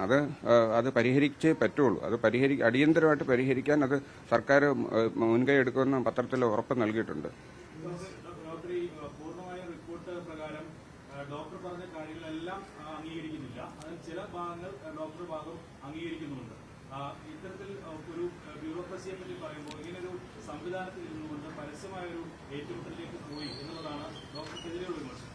ഞാനത് പല പ്രാവശ്യം പറഞ്ഞു കഴിഞ്ഞു. ഞാനത് എൻ്റെ കയ്യിൽ തെറ്റുപറ്റി. കാരണം അത് മാർഗം സ്വീകരിച്ചത് ശരിയല്ല എന്ന് എനിക്കറിയാം. അത് ശരിയല്ല എന്ന് എനിക്ക് ആദ്യമേ തോന്നിയിരുന്നു. പക്ഷേ വേറെ മാർഗങ്ങളില്ലാത്തതുകൊണ്ടാണെന്ന് ഞാനത് തുറന്നു പറഞ്ഞതാണ്. അപ്പോൾ ഞാനത് തെറ്റിപ്പോയി. എൻ്റെ കയ്യിൽ നിന്ന് അത് അല്പം തെറ്റുപറ്റി. കാരണം ഞാൻ ഒരു പോസ്റ്റ് ഇട്ടപ്പോൾ ഞാൻ ഇത്രയും പ്രതീക്ഷിച്ചില്ല. ഞാൻ പ്രതീക്ഷിച്ചത് ഇത് ആരോഗ്യവകുപ്പ് അത് ശ്രദ്ധിക്കുമെന്നും ഈ ബ്യൂറോക്രസിക്കെതിരെയാണ് മാത്രമാണ് ഞാനത് എഴുതിയിരുന്നത്. ആ ഫേസ്ബുക്ക് 3 പോസ്റ്റുകൾ ഞാൻ ഇട്ടിരുന്നു. 3ലും സർക്കാരിനെയോ ആരോഗ്യവകുപ്പിനെയോ കുറ്റം പറഞ്ഞിട്ട് ഒന്നിലും ഞാൻ എഴുതിയിട്ടില്ല. ഞാൻ ബ്യൂറോക്രസിയെ മാത്രമാണ് കുറ്റം പറഞ്ഞത്. അത് ആ പ്രശ്നം ആരോഗ്യവകുപ്പ് ശ്രദ്ധിക്കുമെന്നും അടിയന്തരമായി പരിഹരിക്കുമെന്നും എൻ്റെ രോഗികൾക്ക് അടിയന്തരമായിട്ട് ചികിത്സയ്ക്കുള്ള സാധനങ്ങൾ എത്തിക്കുമെന്ന് മാത്രമേ വിചാരിച്ചുള്ളൂ. പക്ഷേ അത് എന്തുകൊണ്ടോ അതിൻ്റെ അപ്പുറത്തേക്ക് കടന്നു പോവുകയും അതിന് കൂടുതൽ മാനങ്ങൾ ലഭിക്കുകയും ചെയ്തു. അത് കഴിഞ്ഞ കുറച്ച് ദിവസങ്ങളായിട്ട് ഞാൻ അതിൻ്റെ സമ്മർദ്ദത്തിലായിരുന്നു. അത് ആരും എന്നെ ഭീഷണിപ്പെടുത്തല്ല, എന്നാലും എനിക്കത് തെറ്റുപറ്റി എന്ന് തോന്നി. കാരണം അത് കൂടുതലും അത് അഫക്റ്റ് ചെയ്തത് 3 പേരെയാണ്. അന്ന് മുഖ്യമന്ത്രി, 2 ബഹുമാനപ്പെട്ട ആരോഗ്യവകുപ്പ് മന്ത്രി, പിന്നെ പാർട്ടി CPM. ഇവർ 3ഉം എന്നും എന്നോടൊപ്പം നിൽക്കുകയും എനിക്ക് സപ്പോർട്ട് തരികയും എപ്പോഴും എൻ്റെ കൂടെ നിന്നിട്ടുള്ള 3 പേരാണ്. എനിക്ക് അദ്ദേഹം ബഹുമാനപ്പെട്ട മുഖ്യമന്ത്രിയും ബഹുമാനപ്പെട്ട ആരോഗ്യവകുപ്പ് മന്ത്രിയാണ് എന്നെ കോട്ടയത്തുനിന്ന് ഇങ്ങോട്ടേക്ക് ട്രാൻസ്ഫർ ചെയ്ത്, ഞാൻ റിക്വസ്റ്റ് പോലും ചെയ്യാതെ എന്നെ ഇവിടെ ട്രാൻസ്ഫർ ചെയ്ത് കൊണ്ടുവരികയും ഇവിടെ ആവശ്യമായിട്ടുള്ള സഹായ സഹകരണങ്ങൾ ചെയ്തത്. അവർക്കെതിരെ ഈ പോസ്റ്റ് ഉപയോഗിക്കുന്നത് കണ്ടപ്പോൾ ശരിക്കും എനിക്ക് വേദനിച്ചു. ഇന്നലെ ഞാനത് മാധ്യമങ്ങളോട് പങ്കിട്ടിരുന്നു. ഇത് ഞാൻ ശിക്ഷയിൽ നിന്ന് രക്ഷപ്പെടാനെന്നുള്ള ഒരു അടവായിട്ടോ തന്ത്രമായിട്ടോ കരുതരുത്. ഇത് ഞാൻ ആത്മാർത്ഥമായിട്ട് തന്നെ പറയുന്നതാണ്. ഇപ്പോൾ വിദഗ്ധ സമിതി പറഞ്ഞിരിക്കുന്നത് നിലവിലെ സാഹചര്യത്തിൽ താങ്കൾക്കെതിരെ ഒരു നടപടി ആവശ്യമില്ല എന്നാണ് റിപ്പോർട്ട് പറയുന്നത്. പക്ഷേ ഈ FB പോസ്റ്റ് ഇത്തരത്തിൽ തുറന്ന് പറച്ചിൽ നടത്തിയതുകൊണ്ട് സർക്കാരിൽ നിന്ന് എന്തെങ്കിലും നടപടി താങ്കൾ പ്രതീക്ഷിക്കുന്നുണ്ടോ? അതിന് ഭയമുണ്ടോ? ഇല്ല, ഭയം ഇല്ല എന്ന് ഞാൻ നേരത്തെ പറഞ്ഞല്ലോ. കാരണം നമുക്കത് ഇപ്പോൾ ഒരു ഡോക്ടർ എന്നുള്ള നിലയ്ക്ക് നമുക്ക് അങ്ങനെ ഭയക്കേണ്ട കാര്യമില്ല. നമുക്കിപ്പോൾ ഒരു ജോലി അല്ലെങ്കിൽ വേറൊരു ജോലി നമുക്ക് കിട്ടും. അതുകൊണ്ട് ഭയമില്ല. പക്ഷേ എനിക്ക് കൂടുതലും ഞാൻ ഗവൺമെന്റ് സെക്ടർ സെലക്ട് ചെയ്തതെന്ന് പറഞ്ഞു കഴിഞ്ഞാൽ എനിക്ക് പ്രൈവറ്റ് സെക്ടറിലൊക്കെ അല്ലെങ്കിൽ വിദേശത്തെ ജോലി കിട്ടാത്തതുകൊണ്ടല്ല. എനിക്ക് ഗവൺമെന്റ് സെക്ടറിൽ ഇരുന്ന ഒരു പർട്ടിക്കുലർ നമ്മുടെ സാമാന്യ ജനങ്ങൾക്ക് ആവശ്യമായിട്ടുള്ള അവർക്ക് കെയർ കൊടുക്കുക എന്നുള്ള ഒരൊറ്റ ഉദ്ദേശത്തോടു കൂടിയാണ്. അത് എനിക്ക് ആ സാധ്യമാകാതെ വന്നു കഴിഞ്ഞാൽ അതിൽ മാത്രം ഉള്ളൊരു പ്രയാസം മാത്രമേ ഉള്ളൂ. അല്ലാതെ എനിക്ക് ജോലി നഷ്ടപ്പെടുമെന്നോ വരുമാനം പോകുമെന്നോ എന്നുള്ള ഭയമല്ല. മാത്രമല്ല, ഇതിനകത്ത് ഞാൻ ഇപ്പം എന്ത് ശിക്ഷയ്ക്കും തയ്യാറായി നിൽക്കുകയാണ്. ഞാൻ ഇന്നലെ തന്നെ എല്ലാ ഡിപ്പാർട്ട്മെന്റിന്റെ ചാർജെല്ലാം അടുത്ത എൻ്റെ 2 ജൂനിയർ ഡോക്ടർമാരും തൊട്ട് ജൂനിയറായിട്ടുള്ള മാധവ് സാറും ഷാജു സാറും ലീവാണ്. അപ്പം അതിൻ്റെ തൊട്ട് താഴെയുള്ള ഡോക്ടർ നിർമ്മൽ KPA എല്ലാ ഡോക്യുമെന്റ്സും എല്ലാ ഡിപ്പാർട്ട്മെന്റ് ചാർജുകളും ഏൽപ്പിച്ചു. എല്ലാം അടുത്ത എൻ്റെ ഓപ്പറേഷൻ ചെയ്ത് കിടക്കുന്ന രോഗികളെല്ലാം ഇന്ന് ഡിസ്ചാർജ് ചെയ്യാൻ ഞാൻ കൊടുത്തിട്ടുണ്ട്. ഞാൻ ഇന്ന് OP നടത്തും. പിന്നെ കഴിഞ്ഞ 2 ആഴ്ച മുമ്പ് ഞാൻ തന്നെ ചെയ്ത കിഡ്നി ട്രാൻസ്പ്ലാന്റ് ചെയ്തിരുന്ന രോഗി വളരെ സുഖമായിട്ട് പോയി. ഞാൻ അവനെ വിളിച്ച് ഇന്നലെ അവൻ്റെ സുഖവിവരങ്ങളൊക്കെ ചോദിച്ചിരുന്നു. അവൻ വളരെ സുരക്ഷിതനായിരിക്കുന്നു അറിഞ്ഞതിൽ എനിക്ക് സന്തോഷമുണ്ട്. പിന്നീട് എല്ലാ കാര്യങ്ങളും ബാക്കി ഡിപ്പാർട്ട്മെന്റ് ചാർജുകളും അതിന്റെ താക്കോലും ഒക്കെ അടുത്ത ഡോക്ടറെ ഏൽപ്പിച്ചിട്ടാണ് ഞാൻ ഇന്ന് നിൽക്കുന്നത്. എന്റെ ശിക്ഷയ്ക്കും തയ്യാറായി. അത് താങ്കൾ വകുപ്പ് മേധാവി സ്ഥാനം ഒഴിയുകയാണോ? വകുപ്പ് മേധാവി സ്ഥാനം ഒഴികെയല്ല. എനിക്ക് ഇന്ന് സസ്പെൻഷനോ അങ്ങനെയുള്ള ശിക്ഷാ നടപടിയോ മാറ്റി നിർത്തുകയോ ചെയ്തു കഴിഞ്ഞാൽ ഡിപ്പാർട്ട്മെന്റ് പ്രവർത്തനം തടസ്സപ്പെടാതിരിക്കാൻ വേണ്ടി ഡിപ്പാർട്ട്മെന്റിന്റെ എല്ലാ കാര്യങ്ങളും അടുത്ത തൊട്ട് ജൂനിയർ ഡോക്ടറെ എല്ലാം ഏൽപ്പിച്ചിട്ടുണ്ട്. ഔദ്യോഗികമായിട്ടല്ല ഞാൻ ഇത്, കാരണം ഇന്ന് പെട്ടെന്നാണ് ഇത് നടക്കുന്നതെങ്കിൽ എനിക്കത് അവിടെ സ്ഥലം മാറേണ്ടി വന്നു കഴിഞ്ഞാൽ എനിക്ക് പിന്നെ ചിലപ്പോൾ സമയം കിട്ടിയെന്ന് വരില്ല. അതുകൊണ്ട് ഞാൻ എല്ലാ ജോലികളും അദ്ദേഹത്തിന് ഏൽപ്പിച്ചിട്ടുണ്ട്.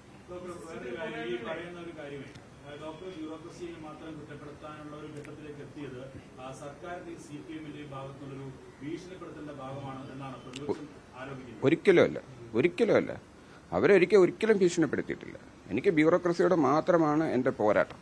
ബ്യൂറോക്രസിയുടെ മെല്ലപ്പോക്കും ബ്യൂറോക്രസിയുടെ അനാസ്ഥയും മാത്രമാണ് എൻ്റെ പ്രശ്നം. അത് എല്ലാവരും സമ്മതിക്കുന്നതാണ്. അത് എല്ലാ മെഡിക്കൽ കോളേജിലുള്ള എല്ലാ ഡോക്ടർമാർക്കും ആ പ്രശ്നമുണ്ട്. എനിക്ക് വേറെ രീതിയിലും അത് പരിഹരിക്കാൻ പറ്റാതെ വന്നപ്പോഴാണ് ഞാനത് ചെയ്തത്. അല്ലാതെ ഇത് സർക്കാരിനെതിരെയുള്ള പോരാട്ടമേ അല്ല.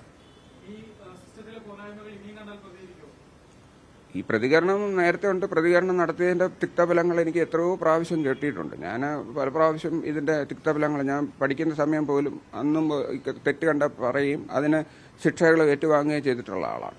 പല പ്രാവശ്യം എനിക്ക് ഇതുപോലെ ചെറിയ ശിക്ഷകൾ കിട്ടിയിട്ടുണ്ട്. ഇതുപോലെ ഞാൻ സത്യം കണ്ട് പ്രതികരിക്കുന്ന ആളാണ്. അത് എനിക്ക് ഞാനൊരു സത്യസന്ധനായ വ്യക്തിയാണ്. അതിപ്പോൾ സത്യസന്ധൻ എന്ന് പറഞ്ഞു കഴിഞ്ഞാൽ നമ്മൾ കള്ളം പറയാതിരിക്കുക എന്നല്ല, സത്യം വിളിച്ച് മൂടിയിരിക്കുന്നതും അതിൻ്റെ ഒരു ഭാഗമാണ്. അതുകൊണ്ട് എനിക്ക് പല സത്യങ്ങളും ഞാൻ പലപ്പോഴും തുറന്നു പറയേണ്ടി വന്നിട്ടുണ്ട്. അത് എനിക്ക് പലപ്പോഴും തിരിച്ചടികൾ നേരിട്ടിട്ടുണ്ട്. പക്ഷേ അത് അതിൻ്റെ ഒരു സ്വഭാവം അങ്ങനെയാണ്. ഡോക്ടർ ഇക്ബാലിനെ പോലുള്ളവർ താങ്കൾക്ക് പിന്തുണയുമായി രംഗത്തുന്ന സാഹചര്യം ഉണ്ടായിരുന്നു. ഫേസ്ബുക്ക് പോസ്റ്റിൽ ഈ സിസ്റ്റം തന്നെ മാറ്റേണ്ടത് ആവശ്യമാണ്, അടിയന്തര ആവശ്യമാണെന്നൊക്കെയാണ് പറയുന്നത്. അതെ, ഇക്ബാൽ സാർ എന്ന് പറഞ്ഞു കഴിഞ്ഞാൽ ഞാൻ 10ാം ക്ലാസ് മുതൽ പരിചയപ്പെട്ടിട്ടുള്ളതാണ്. 10ാം ക്ലാസ്സിൽ വെച്ചിട്ട് ഞാൻ അന്ന് ഈ ശാസ്ത്ര സാഹിത്യ പരിഷത്തിന്റെ സ്റ്റേറ്റിലെ ക്വിസിന് ഫസ്റ്റ് വാങ്ങിച്ചതിന് ഇക്ബാൽ സാറാണ് എനിക്ക് കല്ലറ സ്കൂളിൽ വന്ന് എനിക്ക് അന്ന് സമ്മാനം തന്നത്. അപ്പോൾ അന്ന് മുതലേ എനിക്ക് ഇക്ബാൽ സാറിനെ അറിയാം. ഇക്ബാൽ സാറ് ഒരുപക്ഷെ എന്നെ അറിയുന്നുണ്ടോയെന്ന് അറിയില്ല. പക്ഷേ ഇക്ബാൽ സാറ് മെഡിക്കൽ കോളേജിലെ ന്യൂറോ സർജറി പ്രൊഫസറായിരുന്നു. അദ്ദേഹം വളരെ ഒരു ശാസ്ത്രജ്ഞനെ പോലെയാണ് ഞാൻ അദ്ദേഹത്തിനെ അന്നും ഇന്നും കണ്ടിട്ടുള്ളത്. അന്ന് ശാസ്ത്ര സാഹിത്യ പരിഷത്തിൻ്റെയൊക്കെ മുതിർന്ന ഒരു പ്രവർത്തനം, അദ്ദേഹത്തിൻ്റെ പ്രസംഗങ്ങളും അദ്ദേഹത്തിൻ്റെ പ്രഭാഷണങ്ങളും അദ്ദേഹത്തിൻ്റെ എഴുത്തുകളും ഒക്കെ ഞാൻ ധാരാളം വായിക്കുന്ന ഒരു വ്യക്തിയാണ്. അദ്ദേഹത്തിന് എന്നെ അറിയാൻ സാധ്യതയില്ല. പക്ഷേ അദ്ദേഹത്തിൻ്റെ വാക്കുകൾക്ക് എനിക്ക് വളരെ മൂല്യം കൊടുക്കുന്നു. അറിയിച്ചിട്ടില്ല. ഞാനത് താത്വികമായിട്ട്, കാരണം ഇത് ഒരുപാട് കാര്യങ്ങൾ ഏൽപ്പിക്കാനുണ്ട്.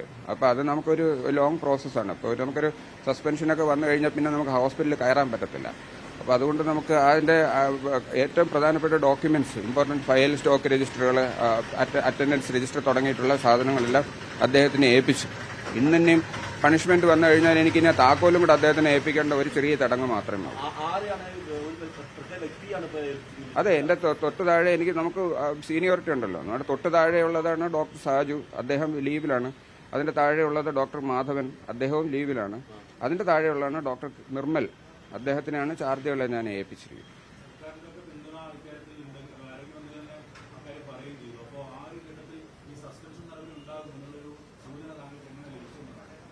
ഇല്ല, ഒരു ചട്ടലംഘനത്തിന് സാധാരണ സസ്പെൻഷനാണ് അതിൻ്റെ ചെയ്തത്. അതിനനുസരിച്ചുള്ള ഗുരുതരമായ തെറ്റാണെന്ന് ഞാൻ മനസ്സിലാക്കിയിട്ടുണ്ട്. അത് തെറ്റ് ചെയ്തയാൾക്ക് ശിക്ഷ കിട്ടും. അതിന് നമുക്കതിനകത്ത് വിഷമമില്ല. അത് നമ്മൾ പ്രതീക്ഷിക്കുന്നുണ്ട്.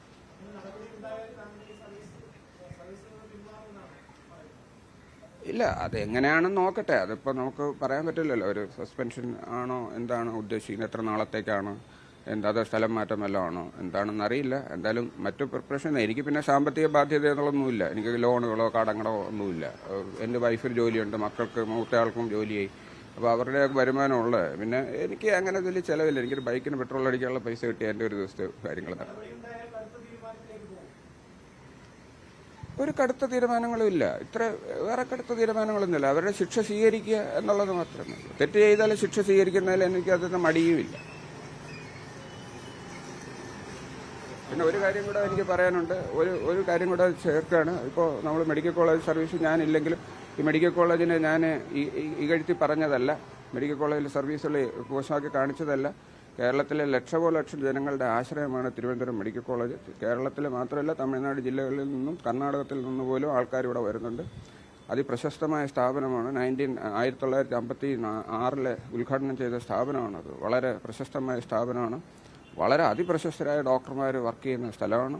എല്ലാ ഡിപ്പാർട്ട്മെൻറ്റിലും, ഞങ്ങളുടെ ഡിപ്പാർട്ട്മെൻറ്റിൽ തന്നെ 6 ഡോക്ടർമാരും 20 വർഷത്തോളം സർവീസ് ഉള്ളവരാണ്. കൂടാതെ മറ്റ് ഡിപ്പാർട്ട്മെൻറ്റുകൾ, ഇപ്പോൾ ജബ്ബാർ സാറാണെങ്കിൽ എൻഡോക്രൈനോളജിയുടെ അന്താരാഷ്ട്ര നിലവാരത്തിലുള്ള ഡോക്ടറാണ് ജബ്ബാർ സാർ. അദ്ദേഹമാണ് ഇപ്പോഴത്തെ പ്രിൻസിപ്പൽ. മാത്രമല്ല എല്ലാ ഡിപ്പാർട്ട്മെൻറ്റുകളിലും ഇപ്പം കഴിഞ്ഞ പ്രാവശ്യം ബെസ്റ്റ് ഡോക്ടർ അവാർഡ് വാങ്ങിച്ച ഡോക്ടർ അരവിന്ദ്, ഇങ്ങനെ ഒരുപാട് വിഭാഗത്തിലുള്ള ഡോക്ടർമാരുള്ള നല്ല ഒരുപക്ഷെ ദേശീയ നിലവാരത്തിൽ തന്നെ വരുന്ന ആശുപത്രിയാണ് തിരുവനന്തപുരം മെഡിക്കൽ കോളേജ്. അപ്പോൾ അതിന് വേണ്ടുന്ന എല്ലാ അടിസ്ഥാന സൗകര്യങ്ങളും ഉണ്ടായിക്കഴിഞ്ഞാൽ ഇപ്പോൾ നമ്മൾ ഡൽഹി എയിംസ് പോലുള്ള എയിംസ് വരണം എന്നൊക്കെ പറയുന്നതിനേക്കാൾ ഉപരി ഈ തിരുവനന്തപുരം മെഡിക്കൽ കോളേജ് ഡെവലപ്പ് ചെയ്തെടുത്തു കഴിഞ്ഞാൽ ഒരുപക്ഷെ ഡൽഹി എയിംസിനേക്കാളും മികച്ച നിലവാരത്തിലേക്ക് വരും. ഡോക്ടർ ഹാരിസ് ചിറക്കൽ മാധ്യമങ്ങളോട് പ്രതികരിക്കുകയായിരുന്നു. അദ്ദേഹം ഒരു നടപടി പ്രതീക്ഷിക്കുന്നുണ്ട് എന്നത് തന്നെയാണ് അദ്ദേഹത്തിന്റെ വാക്കുകളിൽ നിന്ന് വ്യക്തമാക്കുന്നത്. എന്തായാലും അന്വേഷണ സംഘത്തോട് താൻ നടത്തിയ വെളിപ്പെടുത്തലിന് സാധൂകരിക്കുന്ന എല്ലാ തെളിവുകളും കൈമാറിയിട്ടുണ്ട്. അത്തരത്തിലൊരു FB പോസ്റ്റ് ഇട്ടത് ബ്യൂറോക്രസിക്കെതിരെ മാത്രമാണ്. സർക്കാരിനോ മുഖ്യമന്ത്രിക്കോ ആരോഗ്യമന്ത്രിയോ പ്രതിരോധത്തിലാക്കുവാൻ വേണ്ടിയല്ല. അത്തരത്തിൽ ഒരു രാഷ്ട്രീയ മാനം ആ വിഷയത്തിൽ വന്നതിൽ തനിക്ക് വേദനയുണ്ടെന്നും അദ്ദേഹം പറയുന്നുണ്ട്. അത്തരത്തിൽ ഒരു പോസ്റ്റ് ഇട്ടതിൽ അതൊരു വീഴ്ചയായി കാണുന്നു.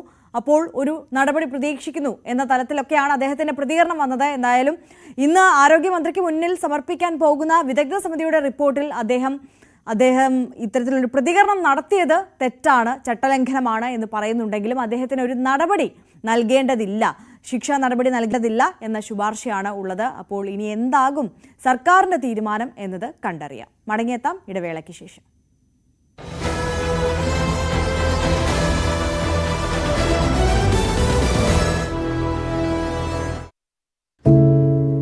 ഒരു മാധ്യമ പ്രവർത്തക എന്ന നിലയ്ക്ക് ഇപ്പോൾ ഏറ്റവും കൂടുതൽ കൈകാര്യം ചെയ്യേണ്ടി വരുന്നത് ലഹരിയുമായി ബന്ധപ്പെട്ട വാർത്തകളാണ്.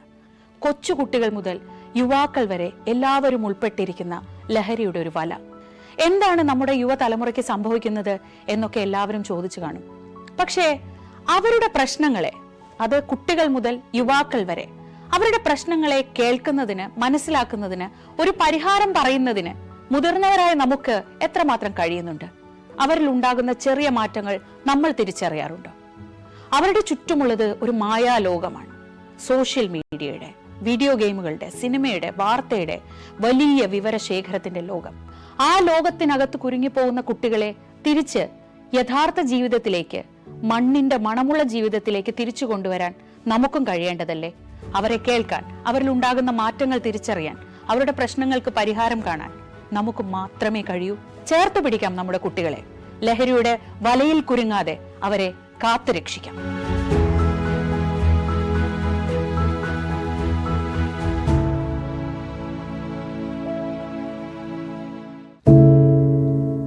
എന്തുപറ്റി നമ്മുടെ നാടിന് എന്ന് ചോദിച്ചു പോകുന്ന കാര്യങ്ങളാണ് ഇപ്പോൾ സംഭവിക്കുന്നത്.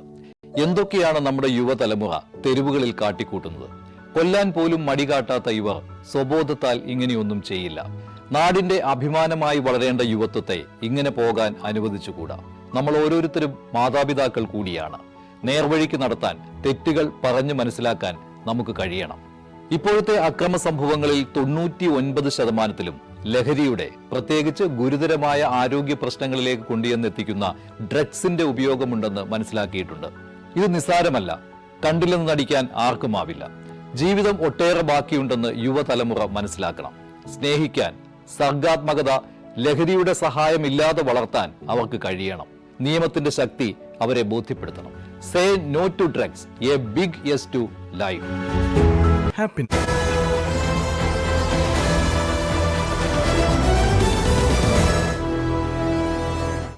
ഇന്ന് നമ്മുടെ സ്പെഷ്യൽ ഡേ സെഗ്മെന്റിലേക്കാണ് കടക്കുന്നത്. തിരുവനന്തപുരം കല്ലിയൂർ കേളേശ്വരത്തെ ജിത്തു അശ്വതി ദമ്പതികളുടെ മകൾ നയനിക എജയുടെ 9ാം ജന്മദിനമാണിന്ന്. അപ്പോൾ നയനിക മോക്ക് ന്യൂസ് 8ന്റെ എല്ലാവിധ ആശംസകളും അറിയിക്കുകയാണ്. A very happy birthday. ഞങ്ങളുടെ സഹപ്രവർത്തകൻ ടെക്നിക്കൽ ടീമിലെ വിഘ്നേഷിന്റെ ജന്മദിനമാണിന്ന്. അപ്പോൾ വിഘ്നേഷിന് എല്ലാവിധ ആശംസകളും അറിയിക്കുകയാണ്. ഞങ്ങൾ സ്നേഹത്തോടെ വിക്കി എന്നാണ് വിളിക്കുന്നത്. അപ്പോൾ എ വെരി ഹാപ്പി ബർത്ത്ഡേ.